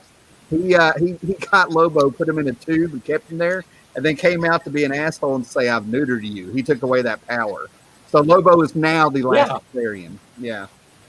I remember that actually. What was Brill Dox? He was such a good. I mean, that was when Keith Giffen was really kicking. Weren't you saying a minute ago you were reading the new Grant and Giffen are doing Dr. Fate comic now? Man Cold Fate? I Maybe don't know that Fate one. is what it's called. I don't know what it is. It sounds like, I mean, like Keith Giffen always wants to revive Dr. Fate, so I would assume. But yeah. Anyway, I would read the heck out of that because I love Keith Giffen. But when they were doing the Legion 90, this was at the same time as 5 years later. That was when he was really, really, really doing well. Okay. I'm a huge Giffen fan. Yeah, I sent you a message, Jeff. You might want to check it out. I saw it. Yeah, I'm totally down to talk about Legion here, anywhere. Mind the Comics wants us to give him some talk on the Tales of the Black Freighter. I'll give you some talk on Tales of the Black Freighter. You're a madman if you don't skip the Tales of the Black Freighter part of Watchmen when you reread it. I like that part. I hate it. I bought the. It's so ham-handed. Yeah, it's not well done. But I get what they're trying to say now. I didn't get it at the time. I see what they're going for now. I got it at the time. It was ham-handed then. But it's about a guy who has like good intentions and is trying to do something important, but in the process, his humanity is lost, and he ends up accidentally murdering his own wife or something. I forget who he kills. Yes, it was a ham-handed condensing of the Watchmen. Yeah, it was a failed conceit. There was somebody that made it sort of work, but okay, see, this is my theory about comics. Comics start with something that's really good, and then they go to something that's really bad, and then another writer or somebody comes along and makes it really good again. But it's not true comics until it's been through the good, bad, good cycle at least once. You have to have somebody make something great, and then somebody has to screw it up, and then somebody has to come along and make it make sense again. And that's the problem is those aren't the comics I read. I'm an auteur lover of comics. Well, no, I like the auteurs who know they have to screw it up. No one ever comes by and does their stuff. And see, this is why I'm so mad at what Alan Moore says about the Watchmen now, because Alan Moore didn't make any characters, right? Like Alan Moore took existing characters that had fallen into decrepitude, and then he made them awesome again. That's why nobody. That's not true. That's not true. He originally created all the characters for Watchmen, and they told him, we don't want original characters. Try using the Charlton characters. We just bought them. And then he tried using the Charlton characters. They just bought them, and they said, no, don't use the Charlton characters. So he made them into thinly veiled versions of it. The whole idea that Alan Moore doesn't create characters is nonsense. Well, I came up with it myself, so I didn't know. I hear that all the time. Well, I mean, like Swamp Thing. Swamp Thing started as Wrightson, and I forget who the writer was. I know, but Alan Moore has also done lots and lots of stuff on his own. Lynn Whedon, no one talks about because the point I'm trying to make here is that Swamp Thing started as this amazing sort of house mystery type comic, and it was a crap load of fun. And everybody loved it. And then in the 70s, it sort of turned to garbage. And then Alan Moore came along and sort of reinvented it as this, as you said, sort of this occult franchise comment on Christianity thing. And people have forgotten how much the early the pre-Vertigo books were hugely about Christianity. And so we've moved on from that. But so a comic has to go into the, it has to be digested and then fished back out of the toilet. The only problem I have is you using the phrase "a comic," because that's a corporate comic. That's not a comic. Yeah, if you apply that to American superhero comics, never had to do that. Right. Yeah, I can see that, but there are so many non-superhero comics that don't fit that model.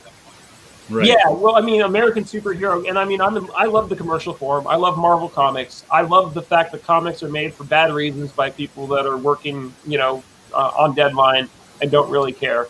I love the commercial aspect of the whole thing. I love that it's all a mess, like the Avengers comic, or what John Byrne did to Tigra, and then Bendis brought her back. I'm trying to think of a much better example, like what happened with Mrs. Marvel. Where they had here's the problem with that particular. Well, there's not a problem with it really. Yeah. But that's really reader centric. That's the story of you and me reading comics.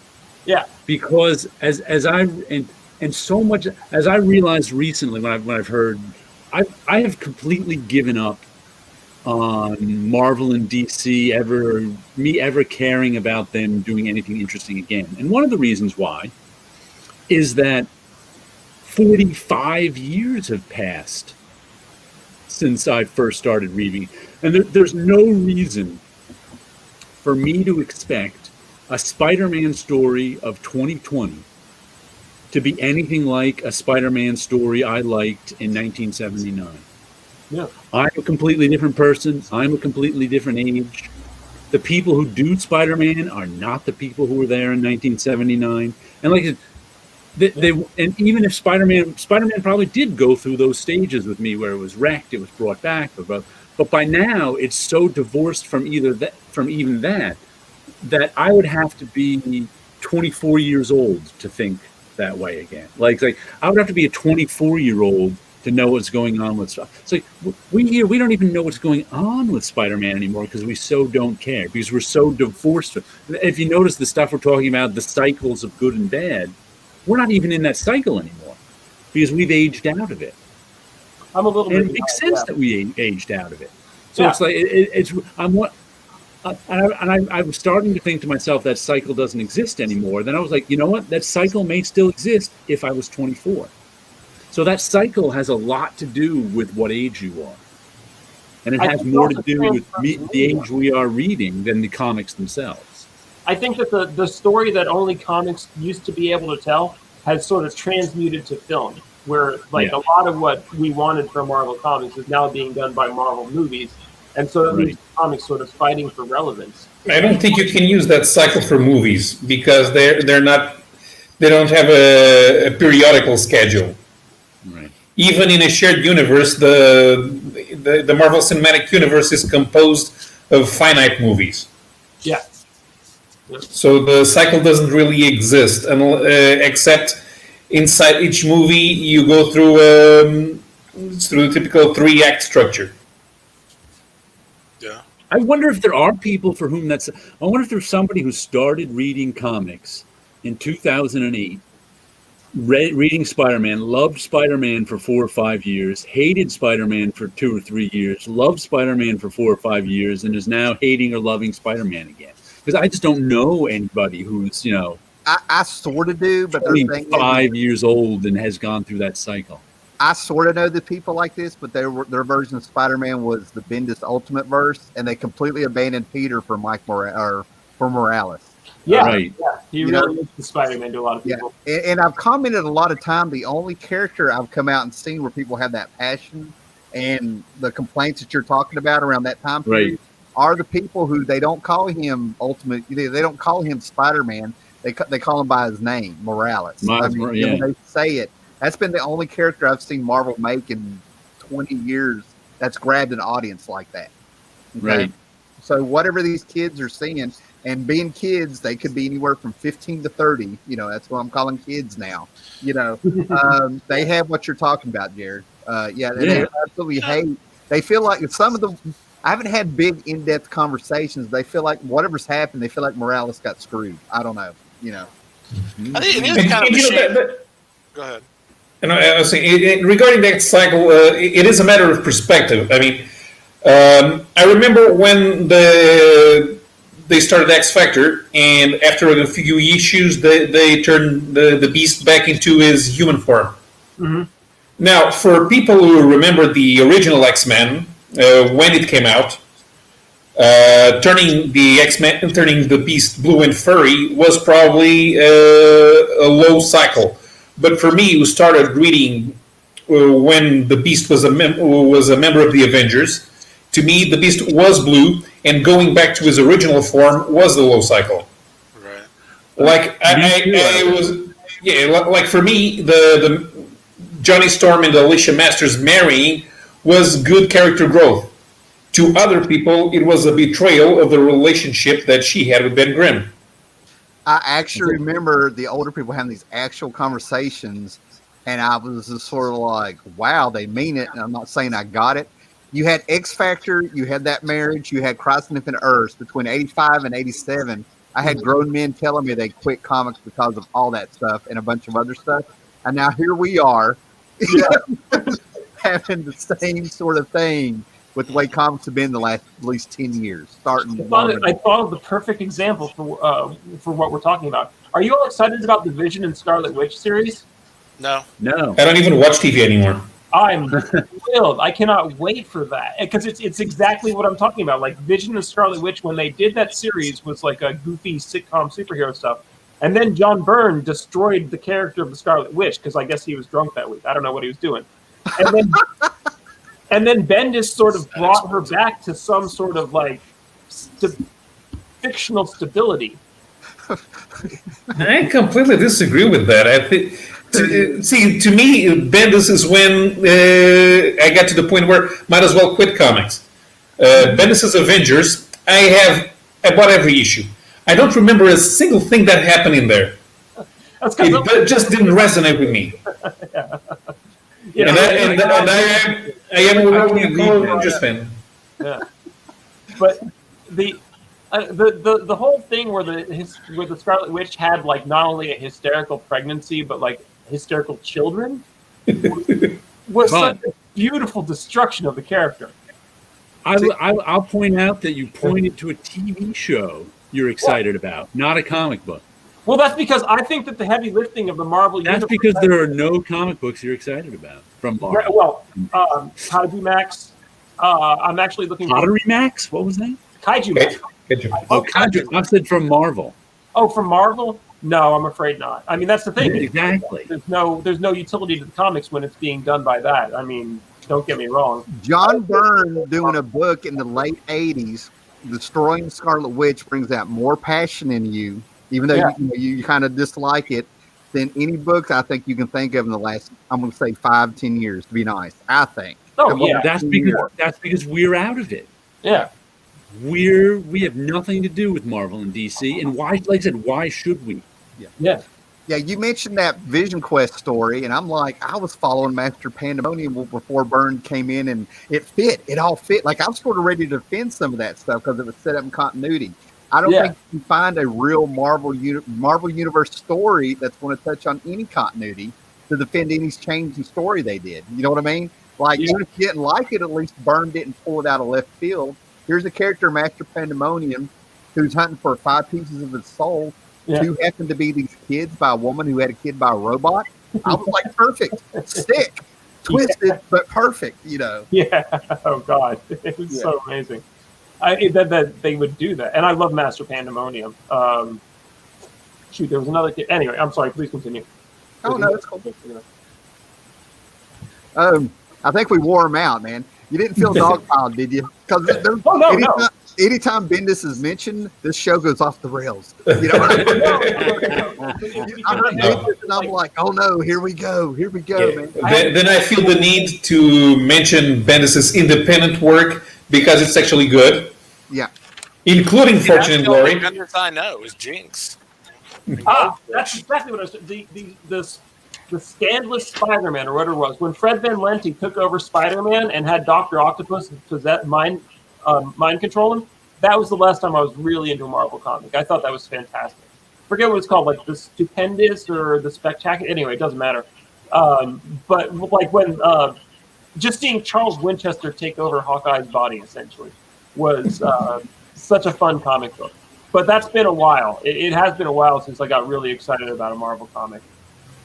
I have to admit, I love Bendis' Daredevil, Bendis and Maleev, especially because I thought Maleev was amazing. Yeah, now that's the one people bring up to me to defend a lot of his work. I like his Powers, crime comics and stuff, but there's a lot of people that bring up that Daredevil work. Like I couldn't read it. Yeah. Part of it was Maleev. To me, Maleev was such a bad photographer at the time. I'll be right In back. that he wasn't a bad artist at all. No. But you got to respect the hustle to love this stuff. It's like Steve Dillon never spent longer than 20 minutes on any page in his life. No. You're misunderstanding me. It has nothing to do with it. I liked his technique. I thought he was a good artist. But some of the problems, a main problem that like an artist who relies on photo reference, and he was taking his own photo reference, I could tell. Yeah. When they're first starting out, and he doesn't have this problem anymore. If you see his work today, it's beautiful. Mm-hmm. If you look at those Daredevil issues, he was taking his own photo reference, and he was a bad photographer in that he had a lot of medium shots. All his shots were the same because I could tell he didn't know how to photograph stuff. So he was working on his pages. Yeah. But if you look at his work now, you can't tell. He is so much his photo reference. He's so much better at the photography part of his photo reference because he was not one of these guys who called up photo reference on Google and used whatever thing he wanted. Oh, no. I could tell he was taking his own photos, and I could tell because they were bad. Yeah, and he had a career before he was taking his own photos. I don't know if you remember, but he was an early Valiant guy. He did. No, I don't remember that stuff. He did that Tomorrow Squad comic, whatever it was, and he did a bunch of random stuff for the Valiant Acclaim years. And he's actually a pretty good Kirby type clone, like I guess Stuart Immonen type guy, that kind of position where it's like good, strong cartooning, not as complicated as Kirby, but quite dynamic. And then when he got into Daredevil, it's obvious that his desire to just pick up a paycheck and their desire to make a sort of noir comic intersected, and it works for me really well. But you're right. You can tell the whole thing. You're just like, these are just some dudes in New York City, and he's taking their pictures and drawing over them.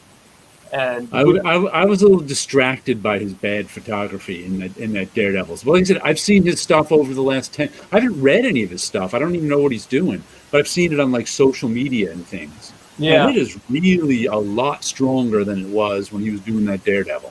Oh, he for sure knows how to draw. He's like, I think about this like. He for sure knows how to draw, and now he for sure knows how to take a photograph.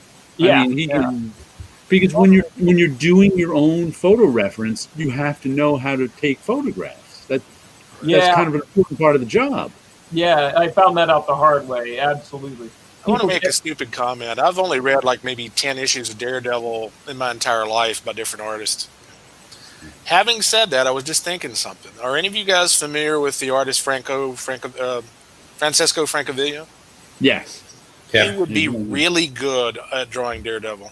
Yeah. Yeah, he's really good drawing anything. Really lends itself to that kind of. Yeah. He's really good drawing anything. Well, that's true, but I was just thinking. Yeah. You know, his visual style would really fit a Daredevil story quite well. Yeah, but the problem, I don't even think that way. Only because even if he was doing Daredevil, I'd never buy it. So, well, that would probably be the only reason I would buy it. Yeah.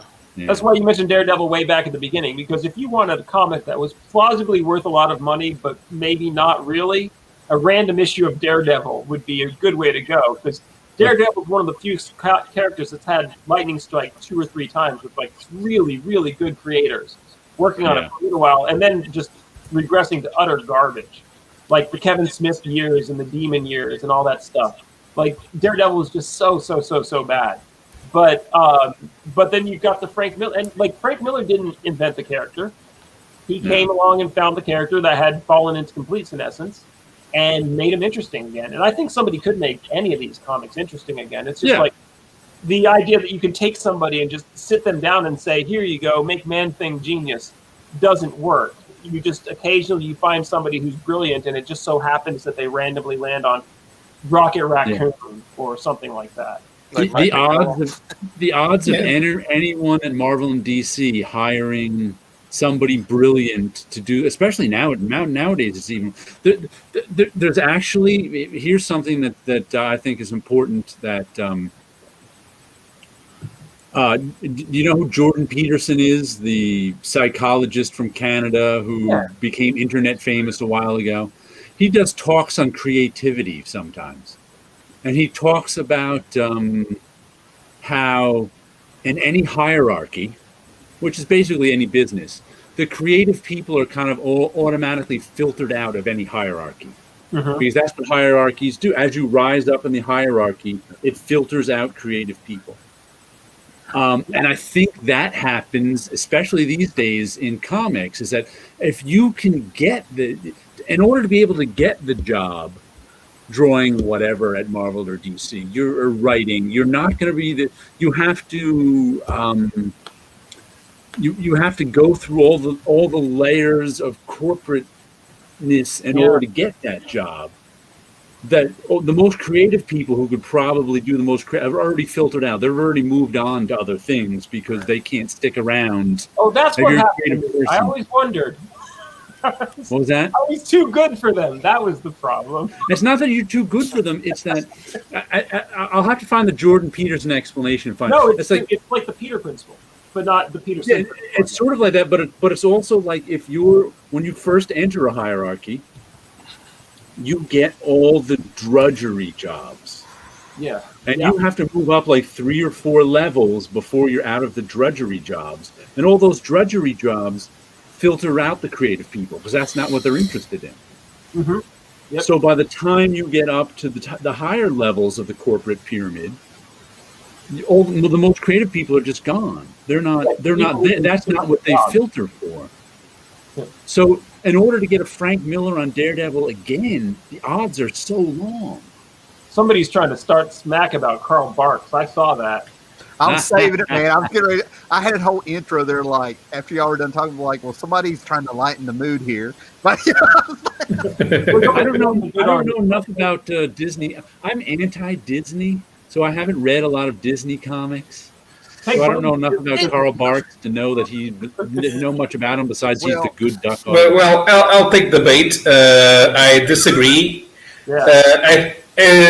I understand why some people like what Scarpa did to the Ducks. I don't, because he has this hyperkinetic style that makes the stories too loud. The characters move too much. They're like the Animaniacs. They're moving all the time. Gotcha. And I think there should be some finesse when you're drawing Scrooge McDuck. Finesse. Thank you. That's the word I would have used. I've read very little of the Scarpa. Now, the problem with Don Rosa is that I'm going to keep my comments short because I met Don Rosa. Don pissed him off. And between me and Charlton 66 meeting and Comic Quarter 210, and I can go on and on, people who have met Don Rosa and interacted with him, I can probably come up with like 5 more names. I'm just going to say that without Carl Barks, there would have been no Don Rosa. Don Rosa built on what Carl Barks did, and he did some great stuff, and I'll leave it at that. But no Carl Barks, no Don Rosa, in my opinion. There are other stories better and stuff. Yeah, they had everything to build off of. As far as Scarpa, I agree with Paolo there because I couldn't figure out the word and then the finesse was missing. I agree with you. Yeah. Yeah, and why is somebody saying Daredevil would be orange? What did I miss? It's because of the way that Frank Avila draws. And colors things, yeah. I was just imagining that Frank Avila would be a very good artist to do a Daredevil book. Gotcha.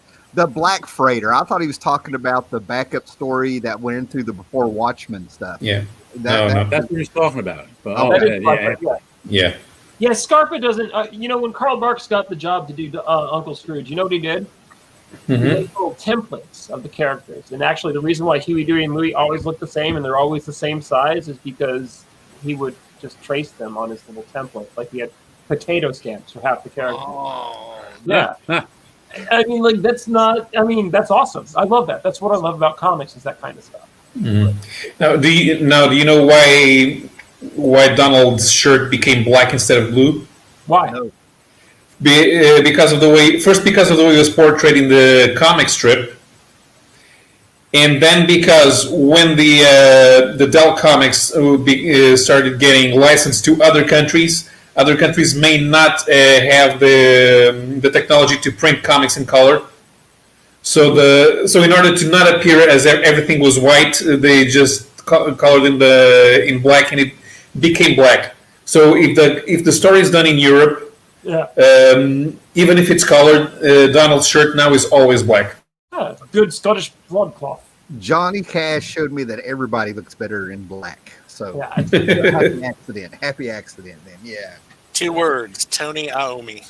Yes. Okay. Art School Confidential. That's one nice thing about being an artist is I have very good wardrobe choices. 19 different shades of black. You haven't said much, but when you did, you threw another grenade. No, Tommy, I love that. What we got here? Matthew enjoys Ross's work,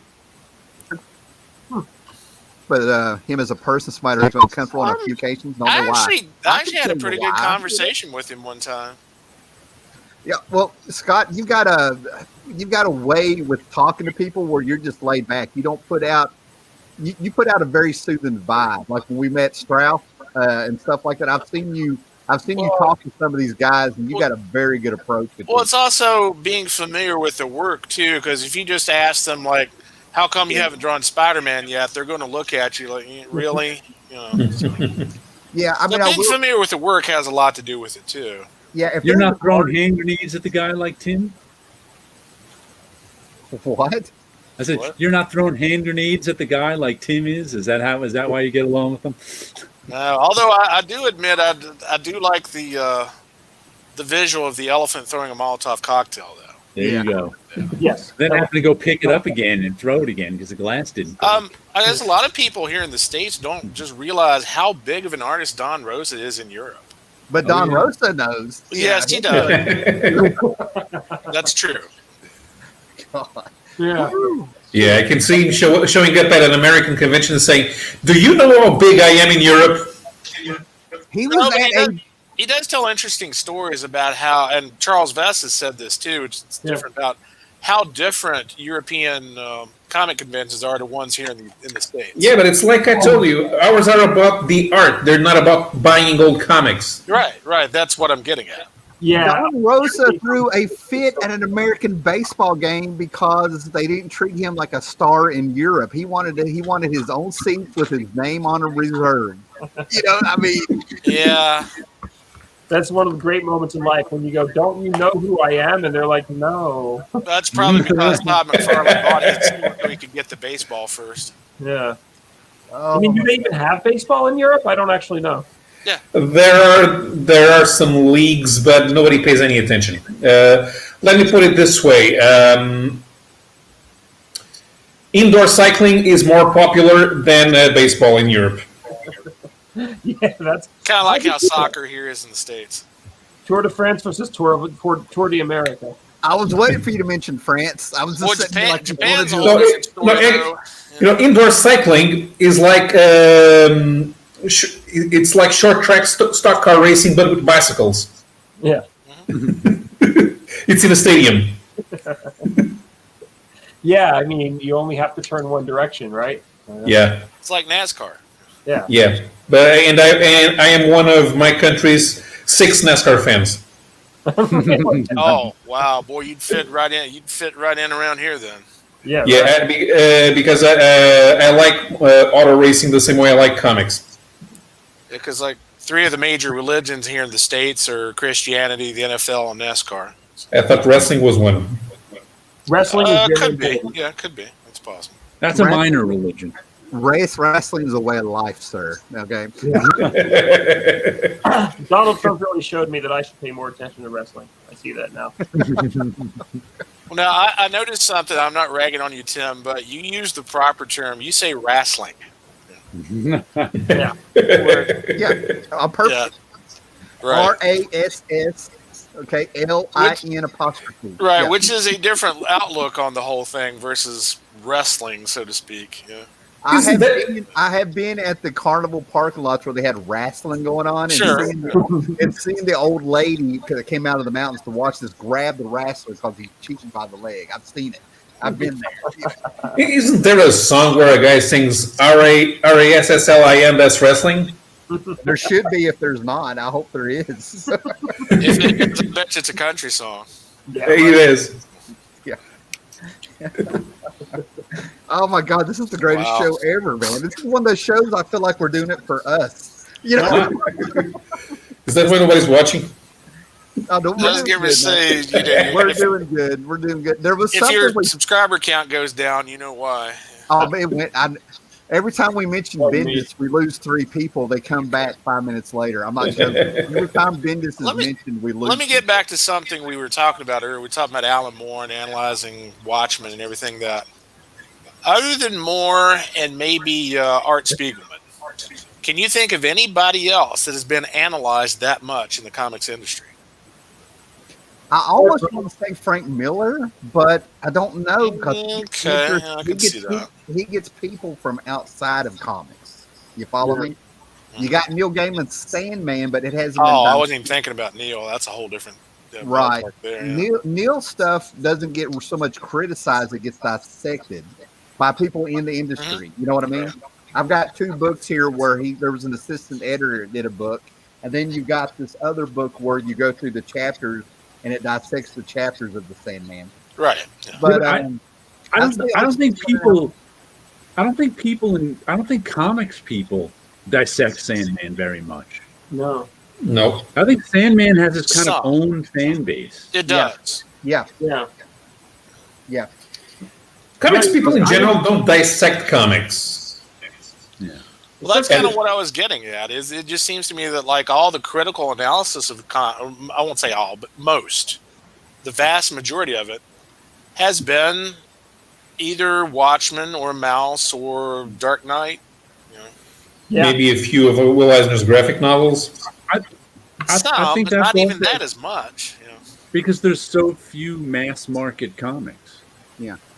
I think if you were the look at us right here, what comics are we most? We come on here and we analyze comics a lot. What comics are we most likely to analyze? Not Marvel and DC. And if Marvel and DC, it's from 30 years ago. Right. True. that still gets pulled from. You know, Yeah. just to kind of clarify, the works I have on the Sandman getting dissected are from, you know, they to tell who they are. That's Yeah, why I actually think I have that book, but I haven't read yeah, it yet. what I mean. I think most Marvel and DC comic fans don't dissect comics because the biggest thing comics are to them are the plot. Yeah, and the continuity. Right, and the plot and the continuity. When we dissect comics, we talk. I happen to know a lot of artists too, and when we dissect comics, we dissect the art a lot, along with the plot and the story. I think Gore Vidal bottom line this one on the Sandman. It's a literary point instead of critics, you know, that way. Yeah, because even when the art was good, it was I mean, and really, Sandman art didn't get good until the end for the most part. But that's also one of the disagree reasons there. I've never been able to take Sandman seriously. Yeah, I can understand why, Jared. If I thought it got you good with started from Seasons the of the beginning, Year. it really doesn't get really good until like after issue 8 or so, and then it starts rolling and becomes its I've own read thing. some Sandman here and there, and it's okay. But whenever I hear people discuss Sandman, they discuss Neil Gaiman more than they discuss Sandman. It's really a star-driven vehicle. Yeah. it reminds me of Vampire the Masquerade, where you're just like, you have all these people who are like, yeah, I play D&D, yeah, I play Shadowrun, I play Star Wars. Oh, those guys play Vampire. They're off by themselves. Yeah. And I think that some people like to do a breakdown of Neil Gaiman, or what Neil Gaiman uses as references. Oh, You mean annotations or? Yeah, a bit. James Crowley. Oh, and I do want to talk about Starman, actually, because I have a question. Because I just watched like the Starman. show. Yeah, I just watched the show, and I don't really know the JSA continuity very well. But like, is it normal for kids show to have that many murders in the last couple episodes? If it's you know, made for cable, or I mean, made for streaming, yeah. They pull a hole through Blue Lake, Nebraska in the last couple episodes. I mean, like, Like the freaking principal of the school gets murdered in their living room, and they just go back home like nothing happens the next day. I guess they get a robot to clean the floor or something. But I love what show is this? But Stargirl. Stargirl. The Stargirl series is to me wonderful, but it's more than a little bit bloody for what it's meant to be. Well, this crowd. Yeah, the Starman is one of my like major books that I talk about. I mean, I'd be up for this analyzation. And in the Stargirl show, Jared, Starman has Sky. Anyway, they just have Jack Knight's staff. Okay, is what Stargirl's got, and you almost think there's a soul in it because it thinks and it moves on its own and stuff, right? And they mentioned Ted Knight. They mentioned Jack Knight. Like that's all in the continuity there. Yeah, nice. But if you check out the Stargirl show, the very first one, the pilot. The first 15 minutes of it is better than any DC movie made in the last 10 years. I'm not joking. It's the Justice Society versus the Injustice League in a mansion, and they're getting it's brutal. It's brutal. It's awesome. And Luke Wilson shows up. So I've told my daughter that Luke Wilson plays Stripey, the Star Spangled Kid's sidekick who becomes Stargirl's father-in-law and mentor. So I've told my daughter, who loves Stargirl, that the Royal Tenenbaums is a prequel to Stargirl, and none of you can stop me. That's just the way she's going to go through. That could be the mansion. That could be the mansion I mentioned. But no, you watch that first 10 minutes again, and it is amazing. It's every bit as good as you think it is. But the dialogue is literally just Luke Wilson saying the names of members of the Justice Society after they die. He's like, Wildcat. Oh my God, but it's so good. It's delightful. And then Solomon Grundy shows up. Yeah, they beat Grundy so bad in a later episode, you actually feel bad for Grundy. Yeah, it's a solid show. I mean, I really enjoy it, but it's a high school show. Like it's like supposed to be like Buffy the Vampire Slayer, right? Where they're all like going to Sunnydale High School forever, but like they don't even care about trying to keep a lid on things. They rip back the football stadium, and there's like satellite dishes under it, and like 10 stories of like mind control arrays. The Injustice, the Injustice League had a big plot, and there's a reason they're out there in the middle of nowhere, and this is going on. That's why. But I'm from a small town. I live in a small town. I went to a small high school. We only had 130 people in our graduating class. Like 10 of them were killed in a single weekend. That would be a big deal. Like if the principal and her son both got killed in your house, you wouldn't move back to your house. Sorry. Well, in Tim's small town, people got murdered at the school all the time. So. I guess so, yeah. It's a rough life. I mean, you got to be tough. You got to be strong in this town. You got to be strong. Men of iron.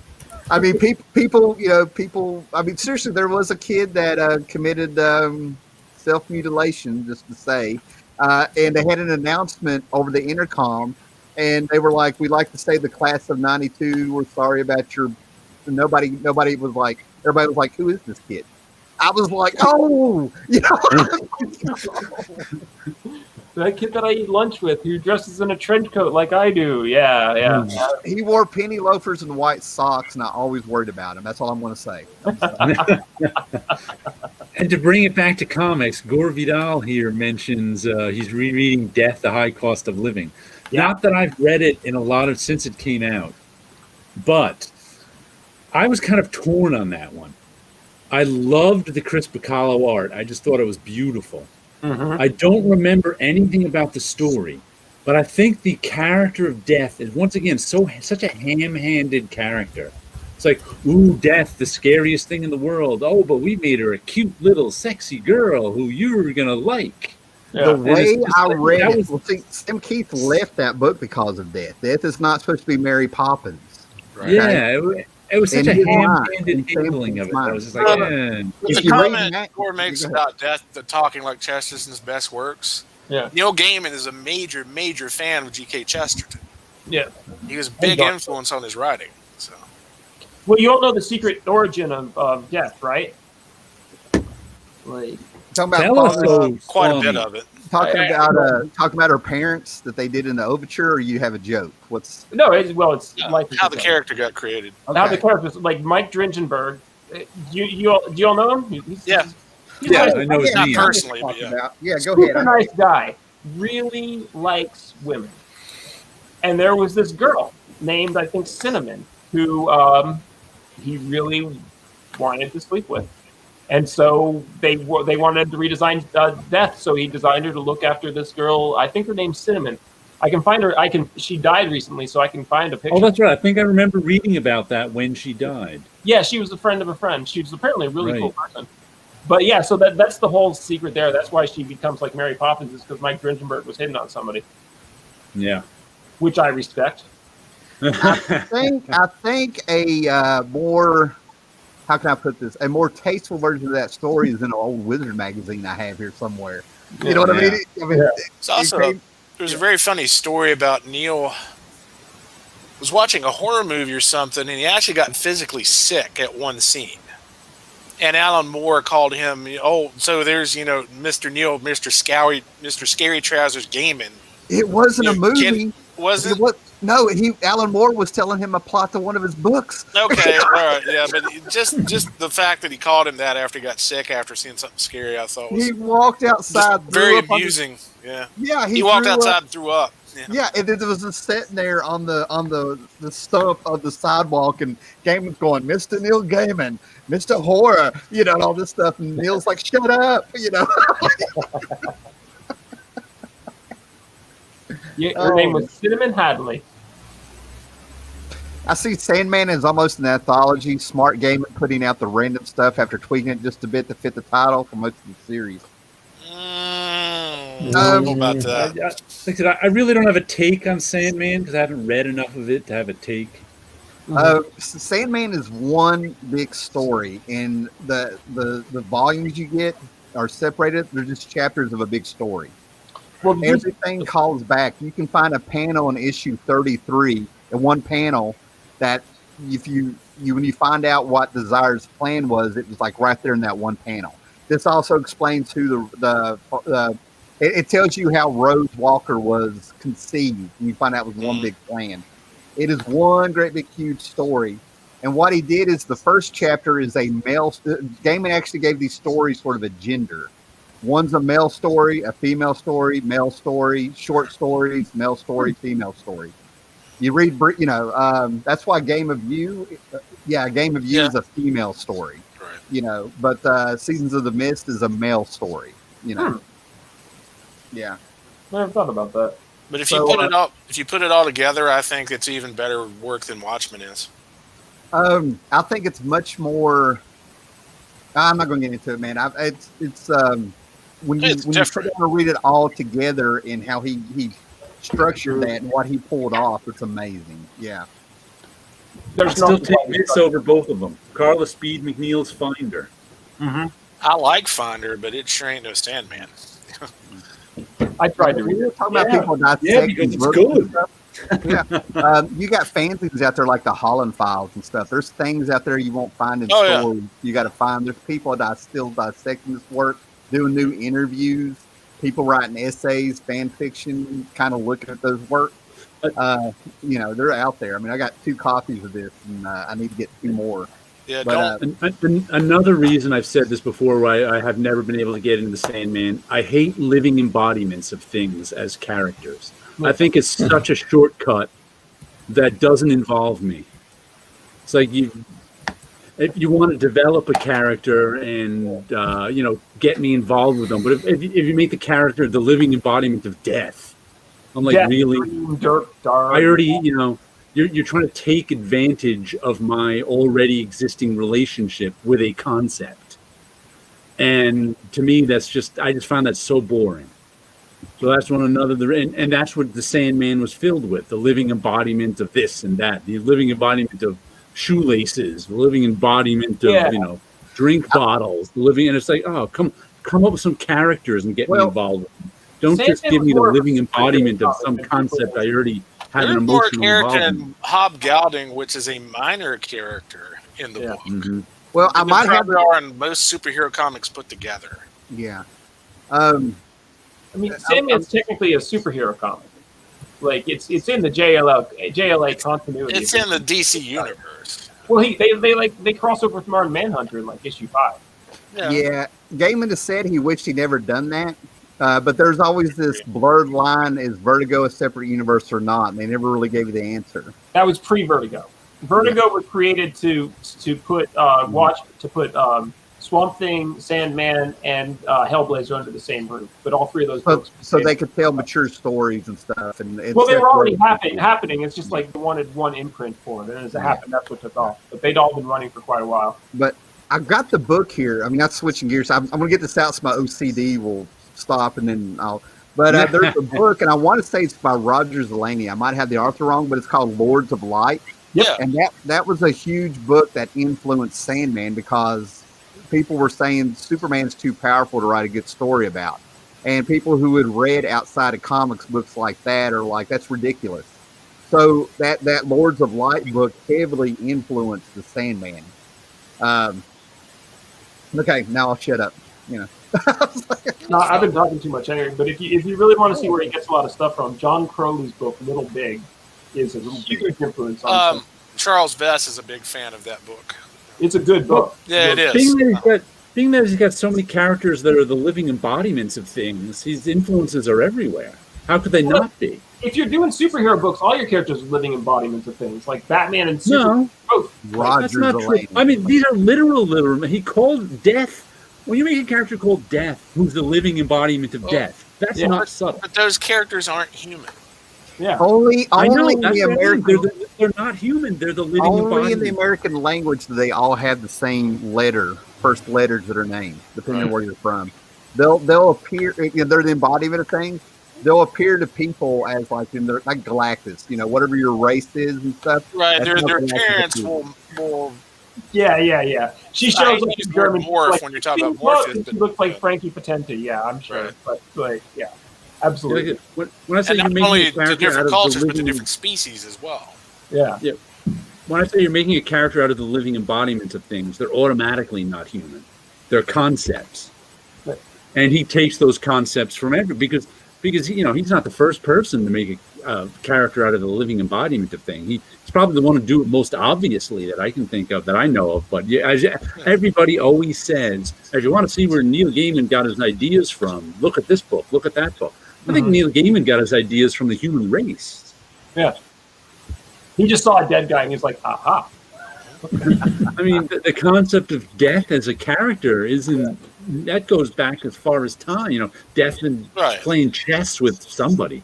But Neil's also said that his dream job, if he didn't work in comics as a writer or whatever, if he didn't get paid for it, was to create pantheons of fictional, beings. Like that's when you say he gets his ideas from the whole human. I don't think he got his ideas from any one book or any one. Neil was also a big fan of Gene Wolfe, Indigo and what Gore Vidal says as well. So He actually did a book on Norse mythology. It was excellent. Like one of the better books on mythology ever. And the BBC audio adaptation of that is fantastic.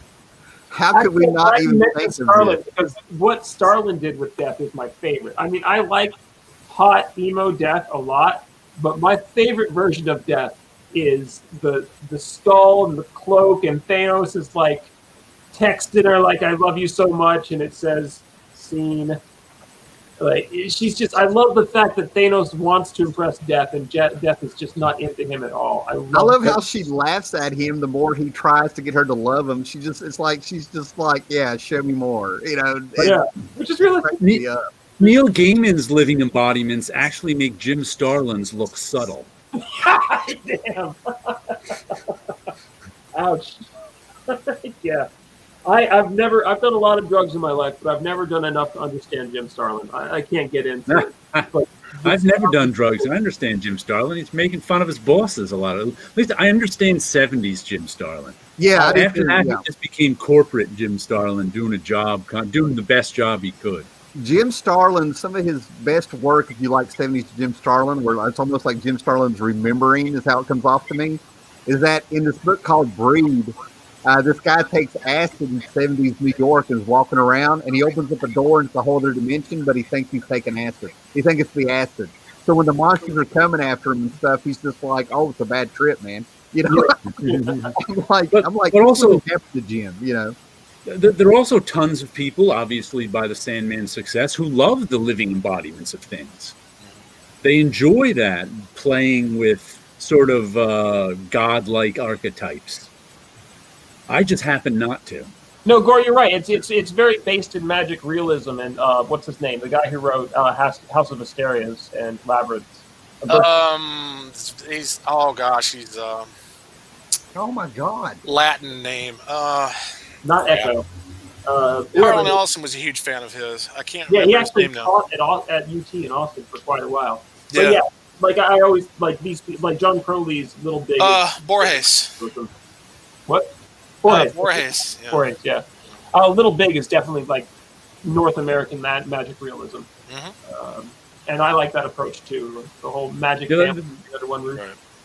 One of the last things I read by Gaiman, oh god, it must be 15 years ago now, was he did Craig Russell adapted one of his books or something. A bunch of his books. Yeah, he has. I've read most of them, but this one sticks out just Murder because Mysteries. I love Craig Russell's work, but Yeah, but it was something. It was something about angels at the beginning of time and the making of heaven and hell. It's called Murder Mysteries. And it just bored me to death. yeah. Because I just don't care about angels at the beginning in time creating heaven and hell. I mean, I think Neil Gaiman Gaiman is actually a good writer.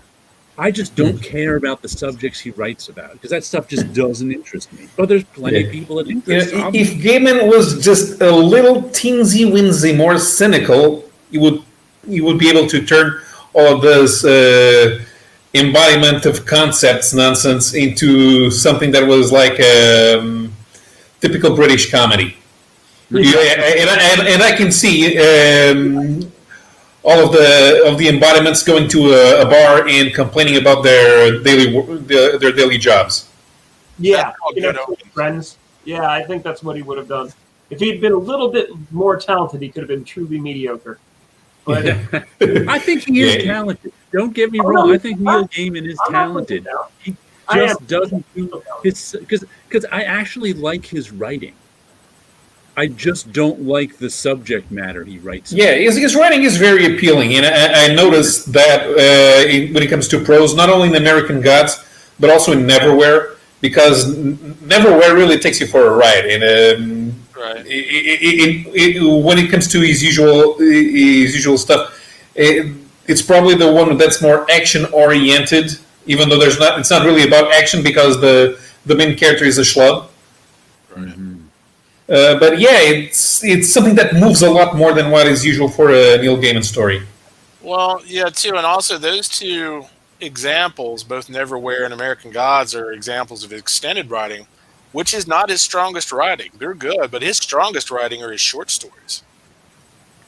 Very much in the realms of like either Harlan Ellison or Ray Bradbury in that regard. That's where their best stuff is. I think he's very art dependent. Like the Kindly Ones. If the Kindly Ones didn't have such magnificent art, I don't think it would be as well. Well, you know, that's funny you bring that up because the Kindly Ones was the art which was done by Mark Hempel. I used to have an original Mark Hempel page that came from it. I had to sell it, unfortunately. Sandman fans, very divided. Some people like that, and other people absolutely hate Hempel's art style. Yeah. I think all comics are art dependent. I think that's a given. Yeah, absolutely. Yep, I came just in time. Did I interrupt you? No, that's fine. Hempel, I mean, I was there when that was going on, and I had to warm up to him. And this conversation's come up before over the years with people that, I've talked to, Sandman, where the comic people talk. Right. But it's that all of the art before that was dark and horror driven and all that stuff. Then you got this guy coming out with a cartoon style, and it's like like the characters are looking back at you and stuff. There's no dynamics to it. It's just different. It was really jarring when Hempel came on there. I mean, I was one of the people that was like, damn. Yeah, his art style was so vastly different to what came before. I love it. Like a Mignola version of P. Craig Russell. I'm sorry, I keep interrupting you, Tim. I was going to say, Mignola is the person that Gaiman originally wanted to draw that story arc. Really? Well, it goes to where you go. Yeah. So imagine what it could have looked like. And I'm one of these people. I'm not a big fan of Sam Keith to begin with, or Word. somewhat. But if I had, omnipotent powers, I would love to go back in time and had that first story arc in Sandman redrawn by Bernie Wrightson. Yeah, that's That what would they have been wanted. fan-frickin-tastic. Yeah. We've discussed this before. I said I'd like to see just about anything redrawn by Bernie Wrightson. That's a given Well, for me. that's true. That's true. Yeah, Bierce was a messed up dude. So you're making me drag out all my trivia, but you know where Mark Hempel came into the industry? Mars. I remember Gregory was the first thing I came across that he had done. He Mark did Hempel Mars, did a lot of stuff with Mark Wheatley. He did a book called Mars, and then he did the Johnny Quest stuff. No, he was working at Marvel before that because he came from the Marvel tryout book. Okay. Oh, he did? Yep, he was the winner of the penciler. Oh, I might be thinking of Mark Bagley. Oh gosh, Yeah, Mark Bagley was the winner in the 90s. That's where Mark Bagley came. Yeah. Hempel was the first. Okay, good. I'm glad I didn't mess it up. Yeah. Okay. Now, I met Hempel at Baltimore Comic Con. Great guy, and I got a print somewhere around here. Really nice guy. Really nice guy. So I'm glad I had like 20 plus years to kind of calm down over, Do you all remember Breathtaker? Yes. Yeah. That's an honest contender for one of the greatest comics ever. That is a good comic. Yeah. I have not read it in enough years to know anything about it now. Mars was good. That Hempel and Wheatley. That's where I first saw Hempel and Wheatley, his first comics. Mm-hmm. Yeah, and they did one that was called Radical Dreamer too. Mm-hmm. I don't remember that one. They did a Blood of the Innocent. Was that the name of it? It was a Dracula one. They did a few years after Mars. I thought it was John J. Muth who did. No, he did Symphony of whatever and whatever. John J. Muth did just a Dracula adaptation. Yeah, right for Marvel graphic novel. And it's really good.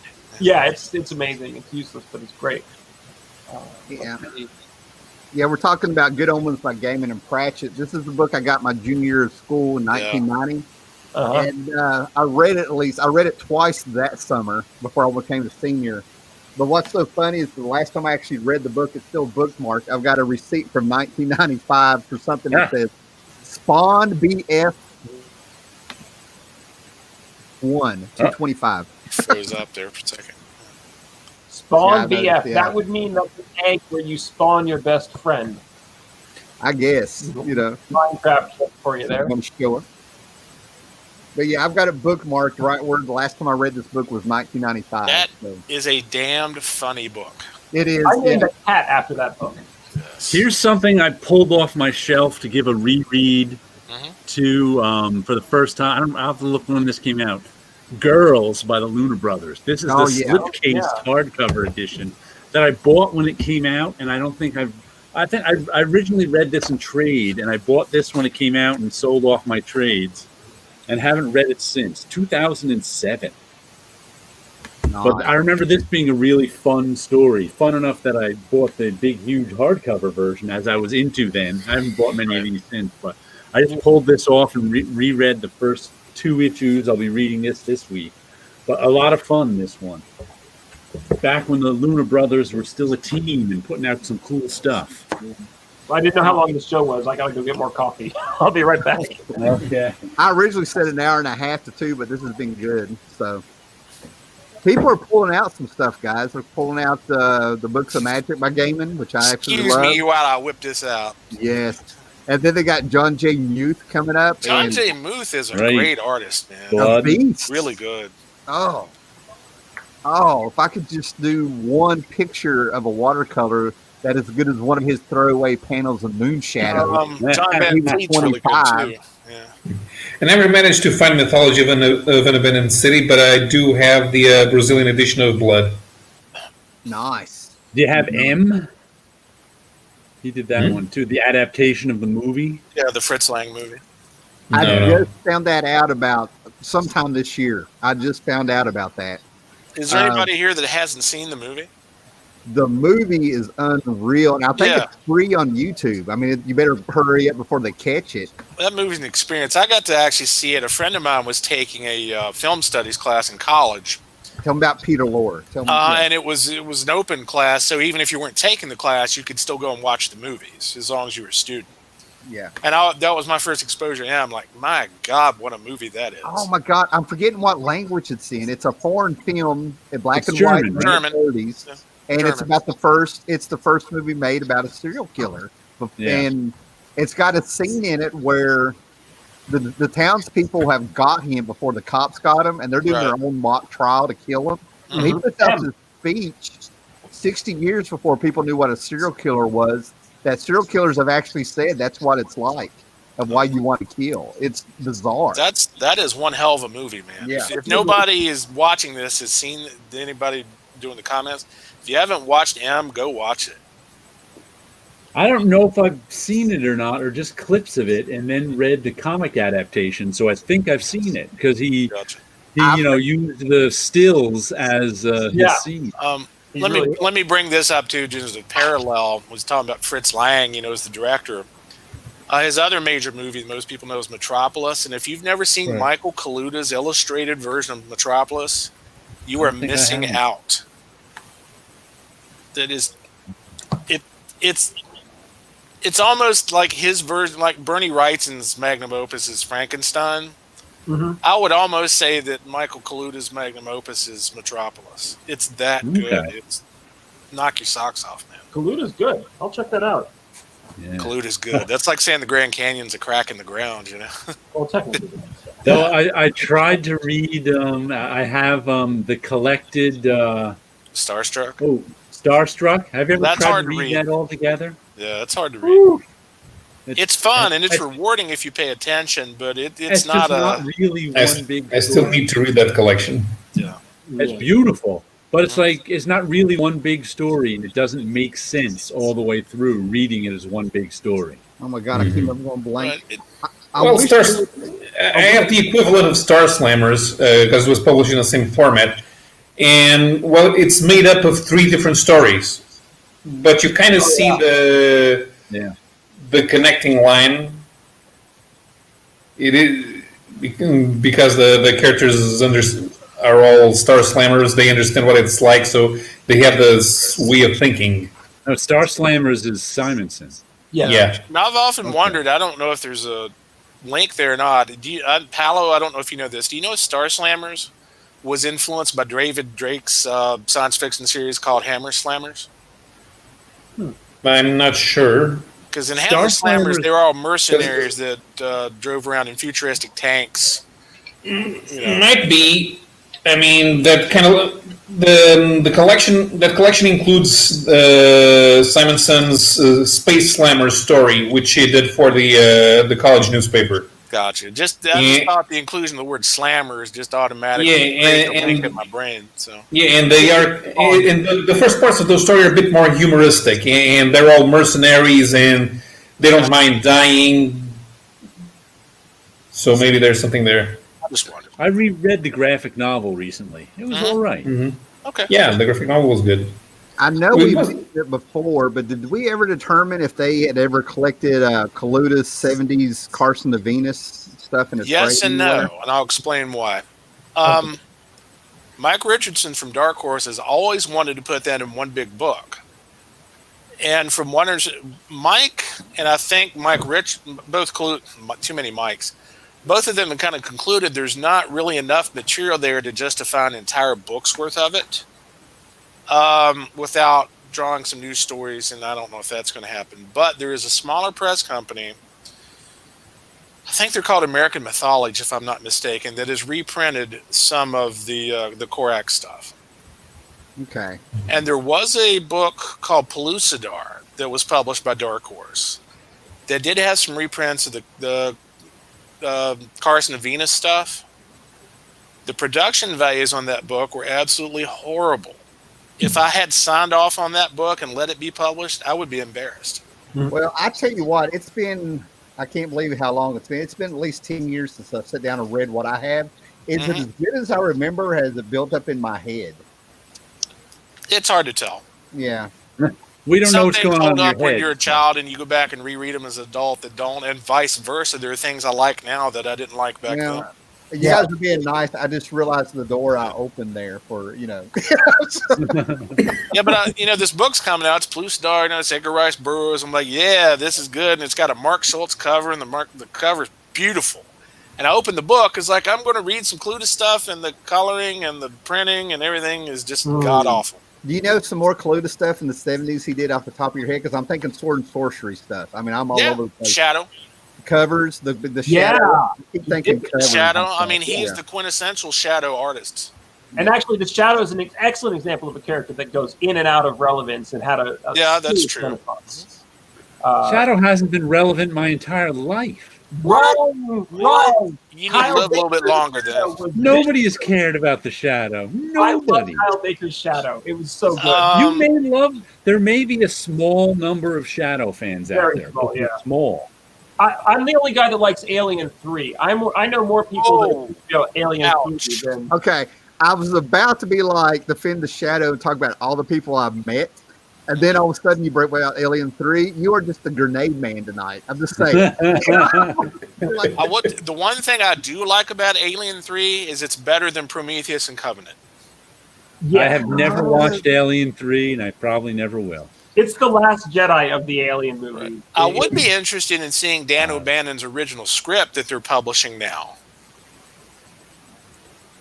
What the original plot for Alien 3 that I remember, and they actually had a scene that made you think they were leading up to it, is that Sigourney Weaver was taken, if you will. I'm watching my words here. Was taken by an alien and impregnated. That's how you make a queen. Right. Yeah. And they had a scene where they're face to face, and then it was cut. And Sigourney Weaver comes running in, and she's like all in shock and freaking out. And they never say what really happened. And I think they cut it out because you guys know Alien. Alien was all about it was all about rape, is what it really was. The freaking aliens, their heads were originally penises, by Geiger. Yeah, Giger was like that. Body horror. Giger. Yeah, Giger is like the embodiment of body horror. I don't know if anybody else will share this opinion, maybe except me, but Adam Savage has always said that to him there's only one Indiana Jones movie, and that's Raiders of the Lost Ark. Yeah. To me, there's only one Alien movie, and it's the first one. The Haunted House in Space. It is, the second one is okay, I like it, but the first one is so much better to me, it's not even funny. What made the first one better is that you didn't know who was going to live and who was going to die. Sigourney Weaver was not a star. Sure. When you saw that, like now for someone watching Alien for the first time, they know Sigourney Weaver's going to live. She's the star in the movie. Right. But when you were watching it then, you didn't know. Oh, yeah, that first scene, nobody had seen anything like that back then.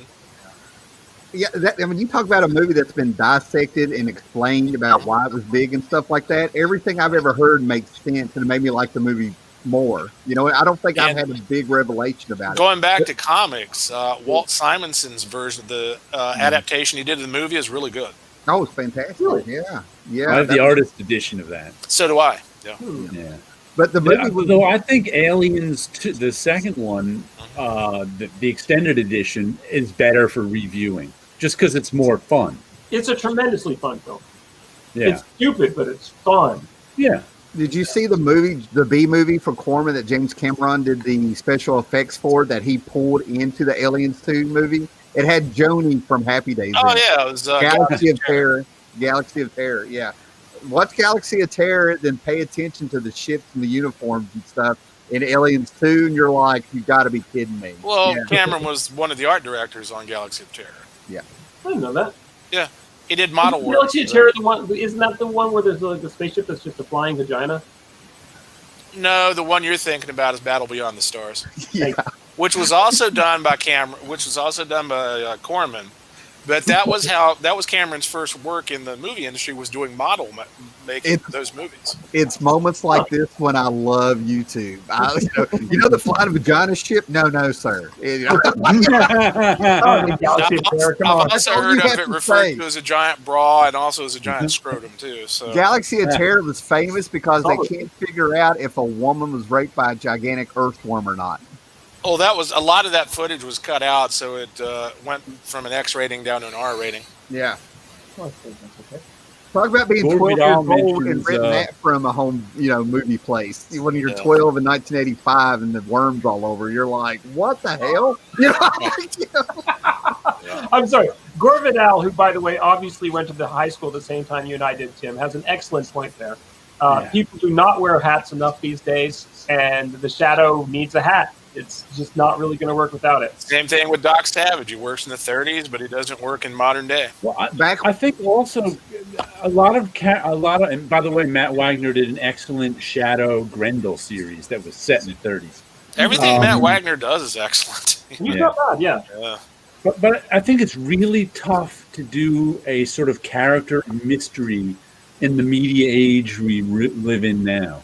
Where you Google things, track people by their phone, call the police, FaceTime the somebody. same thing could apply to superhero, secret identities too. Because in modern day, if you just want to find out who somebody is, you could analyze film footage, analyze their voice signature, and you're going to know who it is. I have an issue of Star Brand when John Byrne took over, where Star Brand is a guest of honor with his black mask at a comic book convention, and they have Ralph Macchio and Mark Grunwald and I think Tom DeFalco all walk up to him, and they sit there and they tell him how they're going to how a big villain would guess who they were, and they talk about going to the DMV and stuff, and all of a sudden you're reading this and you're like, damn it, they're right. And then all of a sudden they all get blown up at the comic book convention. But at least with superheroes, there's superheroes are magic. So there can always be some magical way you don't know their secret identity. With somebody like the Shadow or Batman, even who's a real dark, stick to the shadows, mysterious creature in this media age, it's tough for them to exist. Yeah, well, it's funny. Even today, most Shadow fans don't know who the Shadow actually was. Alec Baldwin. There's two different names, and a lot of people think he's one of the two, and no, he's not. His name's Ken Allard. It's not, because he's the pilot who took over Lamont. Right. Yeah, he's not Lamont Cranston. Lamont Cranston was a Playboy stand-in, for lack of a better word. Yeah, Lamont Cranston's been dead for, at this point, almost 100 years. Yeah. Okay, I'm gonna throw this out. That's why David Michelini's Iron Man became the most popular Iron Man and what Robert Downey Jr. based his character on. Because when David Michelini's Bob Layton Jr. Jr.'s Iron Man, that was the first time in comics a rich Playboy character was actually a rich Playboy character. Every other rich Playboy character in comics and even back to the Shadow was pretending to be a rich Playboy. They weren't actually one. And that's what made Iron Man fun, finally, in the late 70s. There's an issue of Astro City where Kurt Busiek had all the Playboy millionaire superheroes in their own club, and all the street-level guys like Punisher and Daredevil had their own little rundown bar on the other side of town. And I love that. But the best person with the best secret identity is Shazam, in my opinion. You never guess that's Or you could say Miracle Man by the same token. Oh, yeah, you're not going to figure that out. You're not going to like age progress Billy Batson. Be like, that other guy's, he was like 50 pounds heavier and had a receding hairline. That can't be him, They tried to do a character in the 80s at Marvel, and it's totally escaped me who it was. But her gimmick was that she was a woman, but she had a robot that looked exactly like a big, beefy superhero. So he looked like Captain America, but inside Captain America was a small woman. I don't remember that at all. So kind of like a Dalek, for lack of a better word, huh? Yeah, what was that in? Like that, yeah. It was Marvel, but I don't remember who. I just remember like seeing the Marvel Universe page. Oh my God! So she was a mech pilot before they got exposed to anime. No, but exactly. But the mech was like the Vision. It was just like. I remember there was an issue of Promethea by Alan Moore where it was placed in the 50s, and the guy was a comic book artist, and that's how he'd get Promethea. You had to use your imagination, say a poem, write a story, and you would turn into Promethea. Yeah, you're right. And it turned out it was it was supposed to have been based on a real gay artist from the 50s, is what I heard. But basically, what happened? They played on the Steve Trevor Wonder Woman thing. The guy was in love with Promethea, and they had a big affair and had all the stuff going on. And then when he revealed his identity, he found out he was a dude and murdered her. Wow. Yeah, there was a lot of stuff in Promethea. I only read it a couple times, and it was a while ago. But yeah, that was. Yeah, I haven't read that in years. Yeah, Phantomas would be quite a bit older than all these people, and he, you never really. I guess you do see Phantomas running around as a playboy every once in a while. Yeah, I mean, that's kind of going back to the Shadow and Phantomas. I mean, all these superheroes really came out of the pulp tradition. Mm-hmm. Yeah. Yeah, I think the first time they tried doing the pretends to be a playboy bit was with Spring Hill Jack. There was a series of stories in Penny Dreadful about 20 years after the first signings, Wasn't the Scarlet Pimpernel? The Scarlet Pimpernel was after that. Okay. The Scarlet Pimpernel, I think, was in 1895. Was he a rich guy, though? I was thinking he was earlier than that. I could be wrong, though.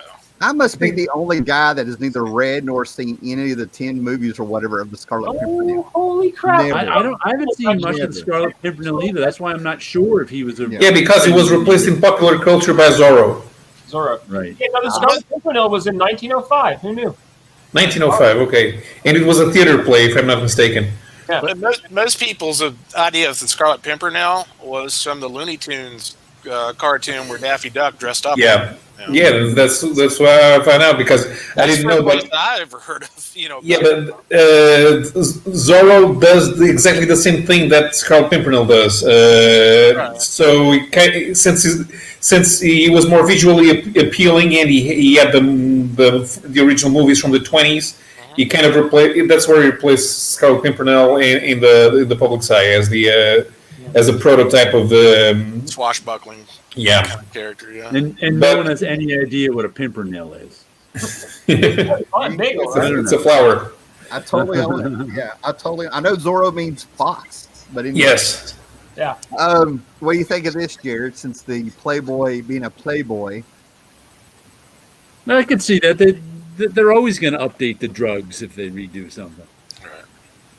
yeah, Robert Downey Jr. was a perfect choice as soon as I heard that he was the one cast, because the man knows addiction, Oh God! When he was working on Scanner Darkly, my friend Lisa, who shows up for these Tuesday things sometimes, she was one of the artists for Scanner Darkly, and she said that he had to have a first off, his control over his face was stunning.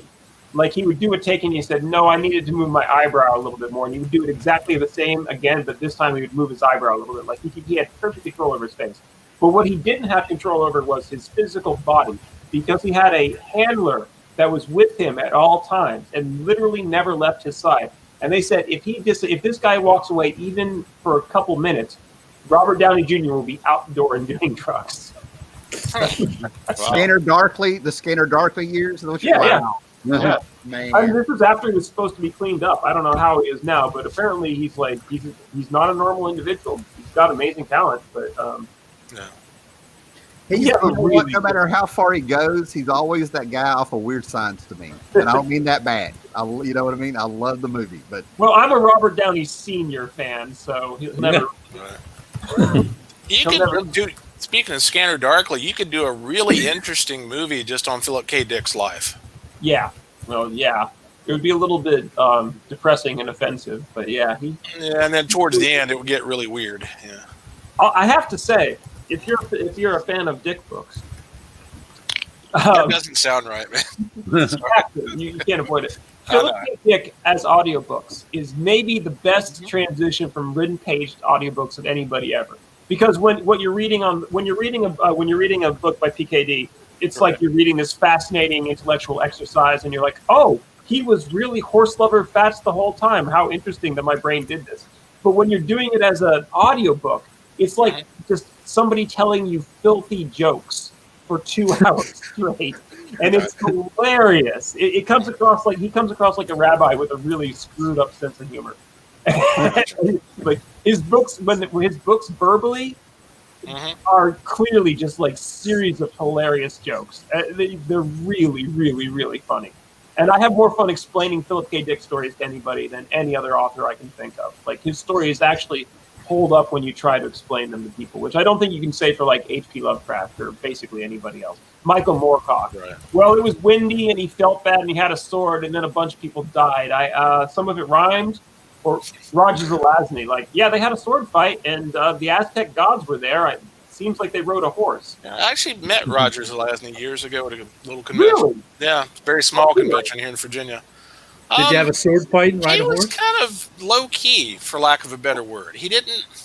Yeah. He responded to what other people said, but he wasn't really talkative outside of that. If you asked him a question, he would respond to it, but he wasn't like the head of the party, if that makes any sense.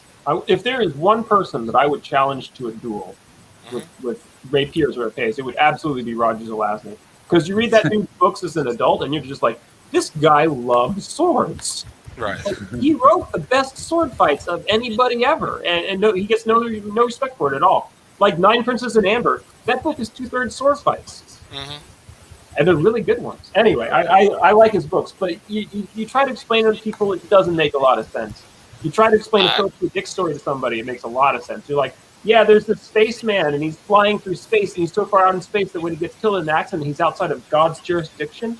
So he gets picked up by the local gods, but they're energy gods instead of earth gods, instead of matter gods, so they don't know how to properly dispose of an earth corpse. So anyway, they take the form of Jesus because they don't want him to be uncomfortable, but then they eat his soul, and it really traumatizes everybody else on the spaceship, so they sue them, and the entire story sort of takes the part of a it's a legal case, it's a legal drama.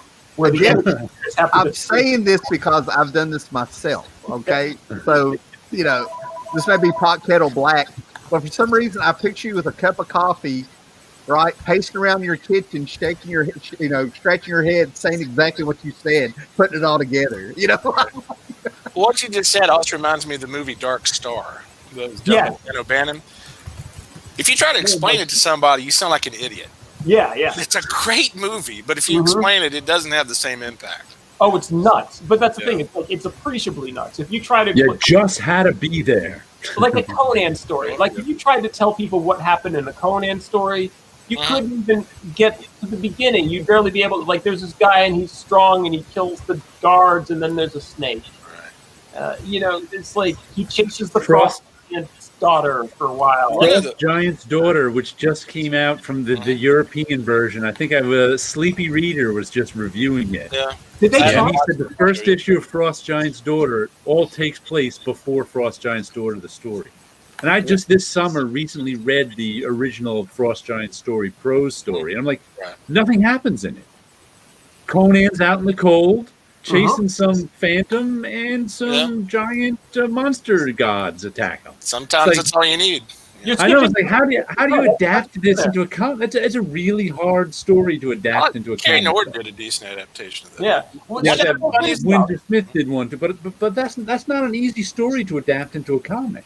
No, it's a terrifying story. Like I'm honestly impressed that somebody's even trying. I think that's the problem with Conan is you can't really deal with Frost Giant's daughter because Conan's motives in that story are not good. They're not going to be acceptable to the modern reader. Right. Yeah. He's trying to rape this chick and she's running away from him, and then her brothers try to save her and he murders her brothers and then she runs away further. That's the story. I don't think I ever looked at it that way because I just know Conan. You know what I mean? Like, yeah, I see what you're saying. I don't know where it is, but one of the funniest things I ever read was somebody was doing, if you read the Conan novels, but instead of being written by Robert E. Howard, they would have been written by, oh God, what's his name? I can't think of his name now. The guy that did Hunt for Red October. Tom Clancy. Tom Clancy. Tom Clancy. And basically they had Tom Clancy focusing so much on how the sword was constructed and what the metallurgy of the sword was and where they got the mining materials to, make the alloys for the sword and construct. By the time you got done, it was hysterical. Yeah. It was so fun, dead on accurate too for his writing style. Absolutely. Yeah. And I'd like to point out that you skipped over the most unacceptable part of Frost Giant's Daughter in your description. Which is that Conan only wants to rape the Frost Giant's daughter because she sort of lures him into it. Yeah. Yeah.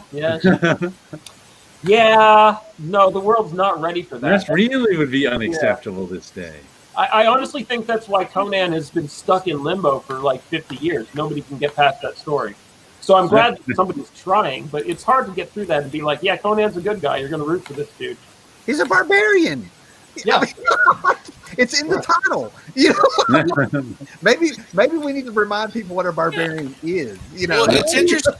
It's interesting you bring that up, okay? Because I don't know how familiar you are with this, but visually, people's idea of Conan now is just so heavily influenced by Frank Frazetta, you can't get away from that. right? Before Frazetta did the Lancer covers, okay, his the people's visual interpretation of Conan was vastly different. Yeah. Wally Wood did some covers for the Gnome Press, and he made him out to be almost dressed like a Roman soldier. And Margaret Brundridge's artwork for Weird Tales didn't look anything like Frazetta. Frazetta changed that character so much. Yeah. It's not funny. It's just night and day different. Yeah. The Roman soldier I knew about. Yeah. He rocked that shit. By the way, while we're just throwing out various, have you all ever heard of what Richard Adams, the guy who wrote Watership Down, did with Conan? No. It's fantastic. He did 2 what if novels of Conan. Where he did one, which there's called the first one's called Shardik, and it's basically what if Conan was a giant bear? Was a giant what? A giant bear, a giant cave bear. Oh, okay. Gotcha. And it's a Conan novel, except the part of Conan is played by a giant cave bear, and So not so gentle Ben. Yeah. it's exactly the same. It's wonderful. Like he just eats his way through the book. It's fantastic. And like at one point he rises to become the God King of, every Conan arc is the same. He rises to become the God King of Babylon. The bear becomes the king of Babylon, and people, when they have a question, they bring up 2 prisoners, and like one prisoner is marked yes and the other prisoner is marked no. And they ask the God King Shardik what to do, and they notice which person he eats first, and that's what they do. It's wonderful. That's fun. I gotta track those down then. The second one's really weird because he had 2 teenage daughters, and so he wrote another book called Maya, which is about what if Conan was a hot teenage girl. And it's not like Red Sonja, where like Red Sonja is like really just a dude in a chainmail bra. Like there's nothing really particularly feminine about Red Sonja. She's just like, what if I wanted to read Conan and look at boobs at the same time? Mm-hmm. Capitalism provides. Well, in Maya, she's actually a teenage girl, and she does all the things Conan does, and she fights the armies, and she rises to control the kingdom, but she does it with teenage girl power. And it's a really weird and difficult and challenging book, and it takes a long time to read, but it's amazing. It's so good. Well, getting back to Red Sonja, what people know is Red Sonja, that actually is not pulled from Howard himself. That was created by Roy Thomas. Yeah. Well, what we know about Conan is completely influenced by the comics, like Alcala and Buscema. Right. Have more to do, as much as to do with it as Frazetta, in my opinion. Yeah. I mean, who's the Alcala's lady good. pirate? Alcala is really good. Is you know that how the lady Alcala pirate? changed our lives? Hmm? He did the Masters of the Universe comics. Those little comics that came with all the Masters. Alfredo Alcala did. Yeah, he sure did. Yeah. And Bill Stout did the art direction for the Master Universe movie. Oh, really? Yeah. He That's got right. Moebius to do some of the costume design. Yeah. Were we the ones talking about Jeff Loeb? Anyway, yeah, this is getting way off topic. But yeah, Alcala is one of, in my mind, the greatest thinker that comics ever had. I agree. I absolutely I agree. He's fantastic. he really changed. You're not going to be able to see it as much in this comic. When you see this comic I'm working on, it's actually a lot of it came from Alcala, because when I was reading Alcala's Conan stuff, I noticed that he would, he's a nervous artist like me. He loves to do hatching, but yes, There we go. Yeah. Mini Masters of the Universe. But if you notice, he does the ink lines. The hatching always goes in the flow of the eye line. It always follows the eye line. Mhm. And I started doing that, and boy, does it work. Right. God, this stuff's so goofy and dumb and great. I remember you're talking about flowing in the direction of the artwork with the eyeline. I remember years ago, God, it had been the early 90s. I went to a Dragon Con, and Craig Russell was there. Mm-hmm. And he did a video panel where he talked about how to construct a page and make the reader follow the way you wanted to. And he gave different examples, like how Steranko did it and how he did it and blah, blah, blah. My mind blew up that day. I was like, I'd never thought about this stuff before, but after I did, it just became so You know? I learned that from a Jack Kirby page in some book that had nothing to do with comics. Mhm. And it was like a Blue Bolt page or something Kirby did, and it was the character flying in one direction to show you how to follow the panels. Right. And it was so simple, and it just changed the way I looked at, critique work and art and stuff. It was, Kirby was locked into that zigzag. That's one of my favorite things about him. He doesn't mess around. Like, you know where your eye is going with Kirby. Yeah. There's the original trap jaw for any Masters of the Universe out there. Yes. Yeah. Well, I'm running out of energy. Jared is about to pass out. It's been almost three hours. I was expecting this at 1.3, to tell you the truth, 1.5 hours, Well, thanks for inviting me, guys. This was a lot of fun. Yeah. Awesome. Yeah. Well, I think this is like I've had a good time with this show. I wanted to clock out and just watch you guys. That was great. We can just start on the right topic. We'll just go and go. Yeah. So. On Christmas Day, look for Jeff's comic on Kickstarter, War on Christmas. A week from today, I hope. Well, all right. Our next show is a week from today on Christmas night. I'll probably be done with Christmas by then. Well, I tell you what, I appreciate everybody that's watched this, but I really appreciate the people that made it the whole 2 hours and 54 minutes. Yeah, we had 9 people hang in through the whole thing. That's wild. More power to you. Yeah. All right, guys. Everybody want to say bye or have a good night? Sayonara. Here's the awkward end of the show. Thanks to everybody. And be excellent each other and enjoy your Christmas. Good night, Howler boy. Yeah, Tim, Jared, thanks for inviting me. I'll talk to you soon. Welcome. Nice. Oh, he got right off there, didn't he? Yep. That was a good right show. off.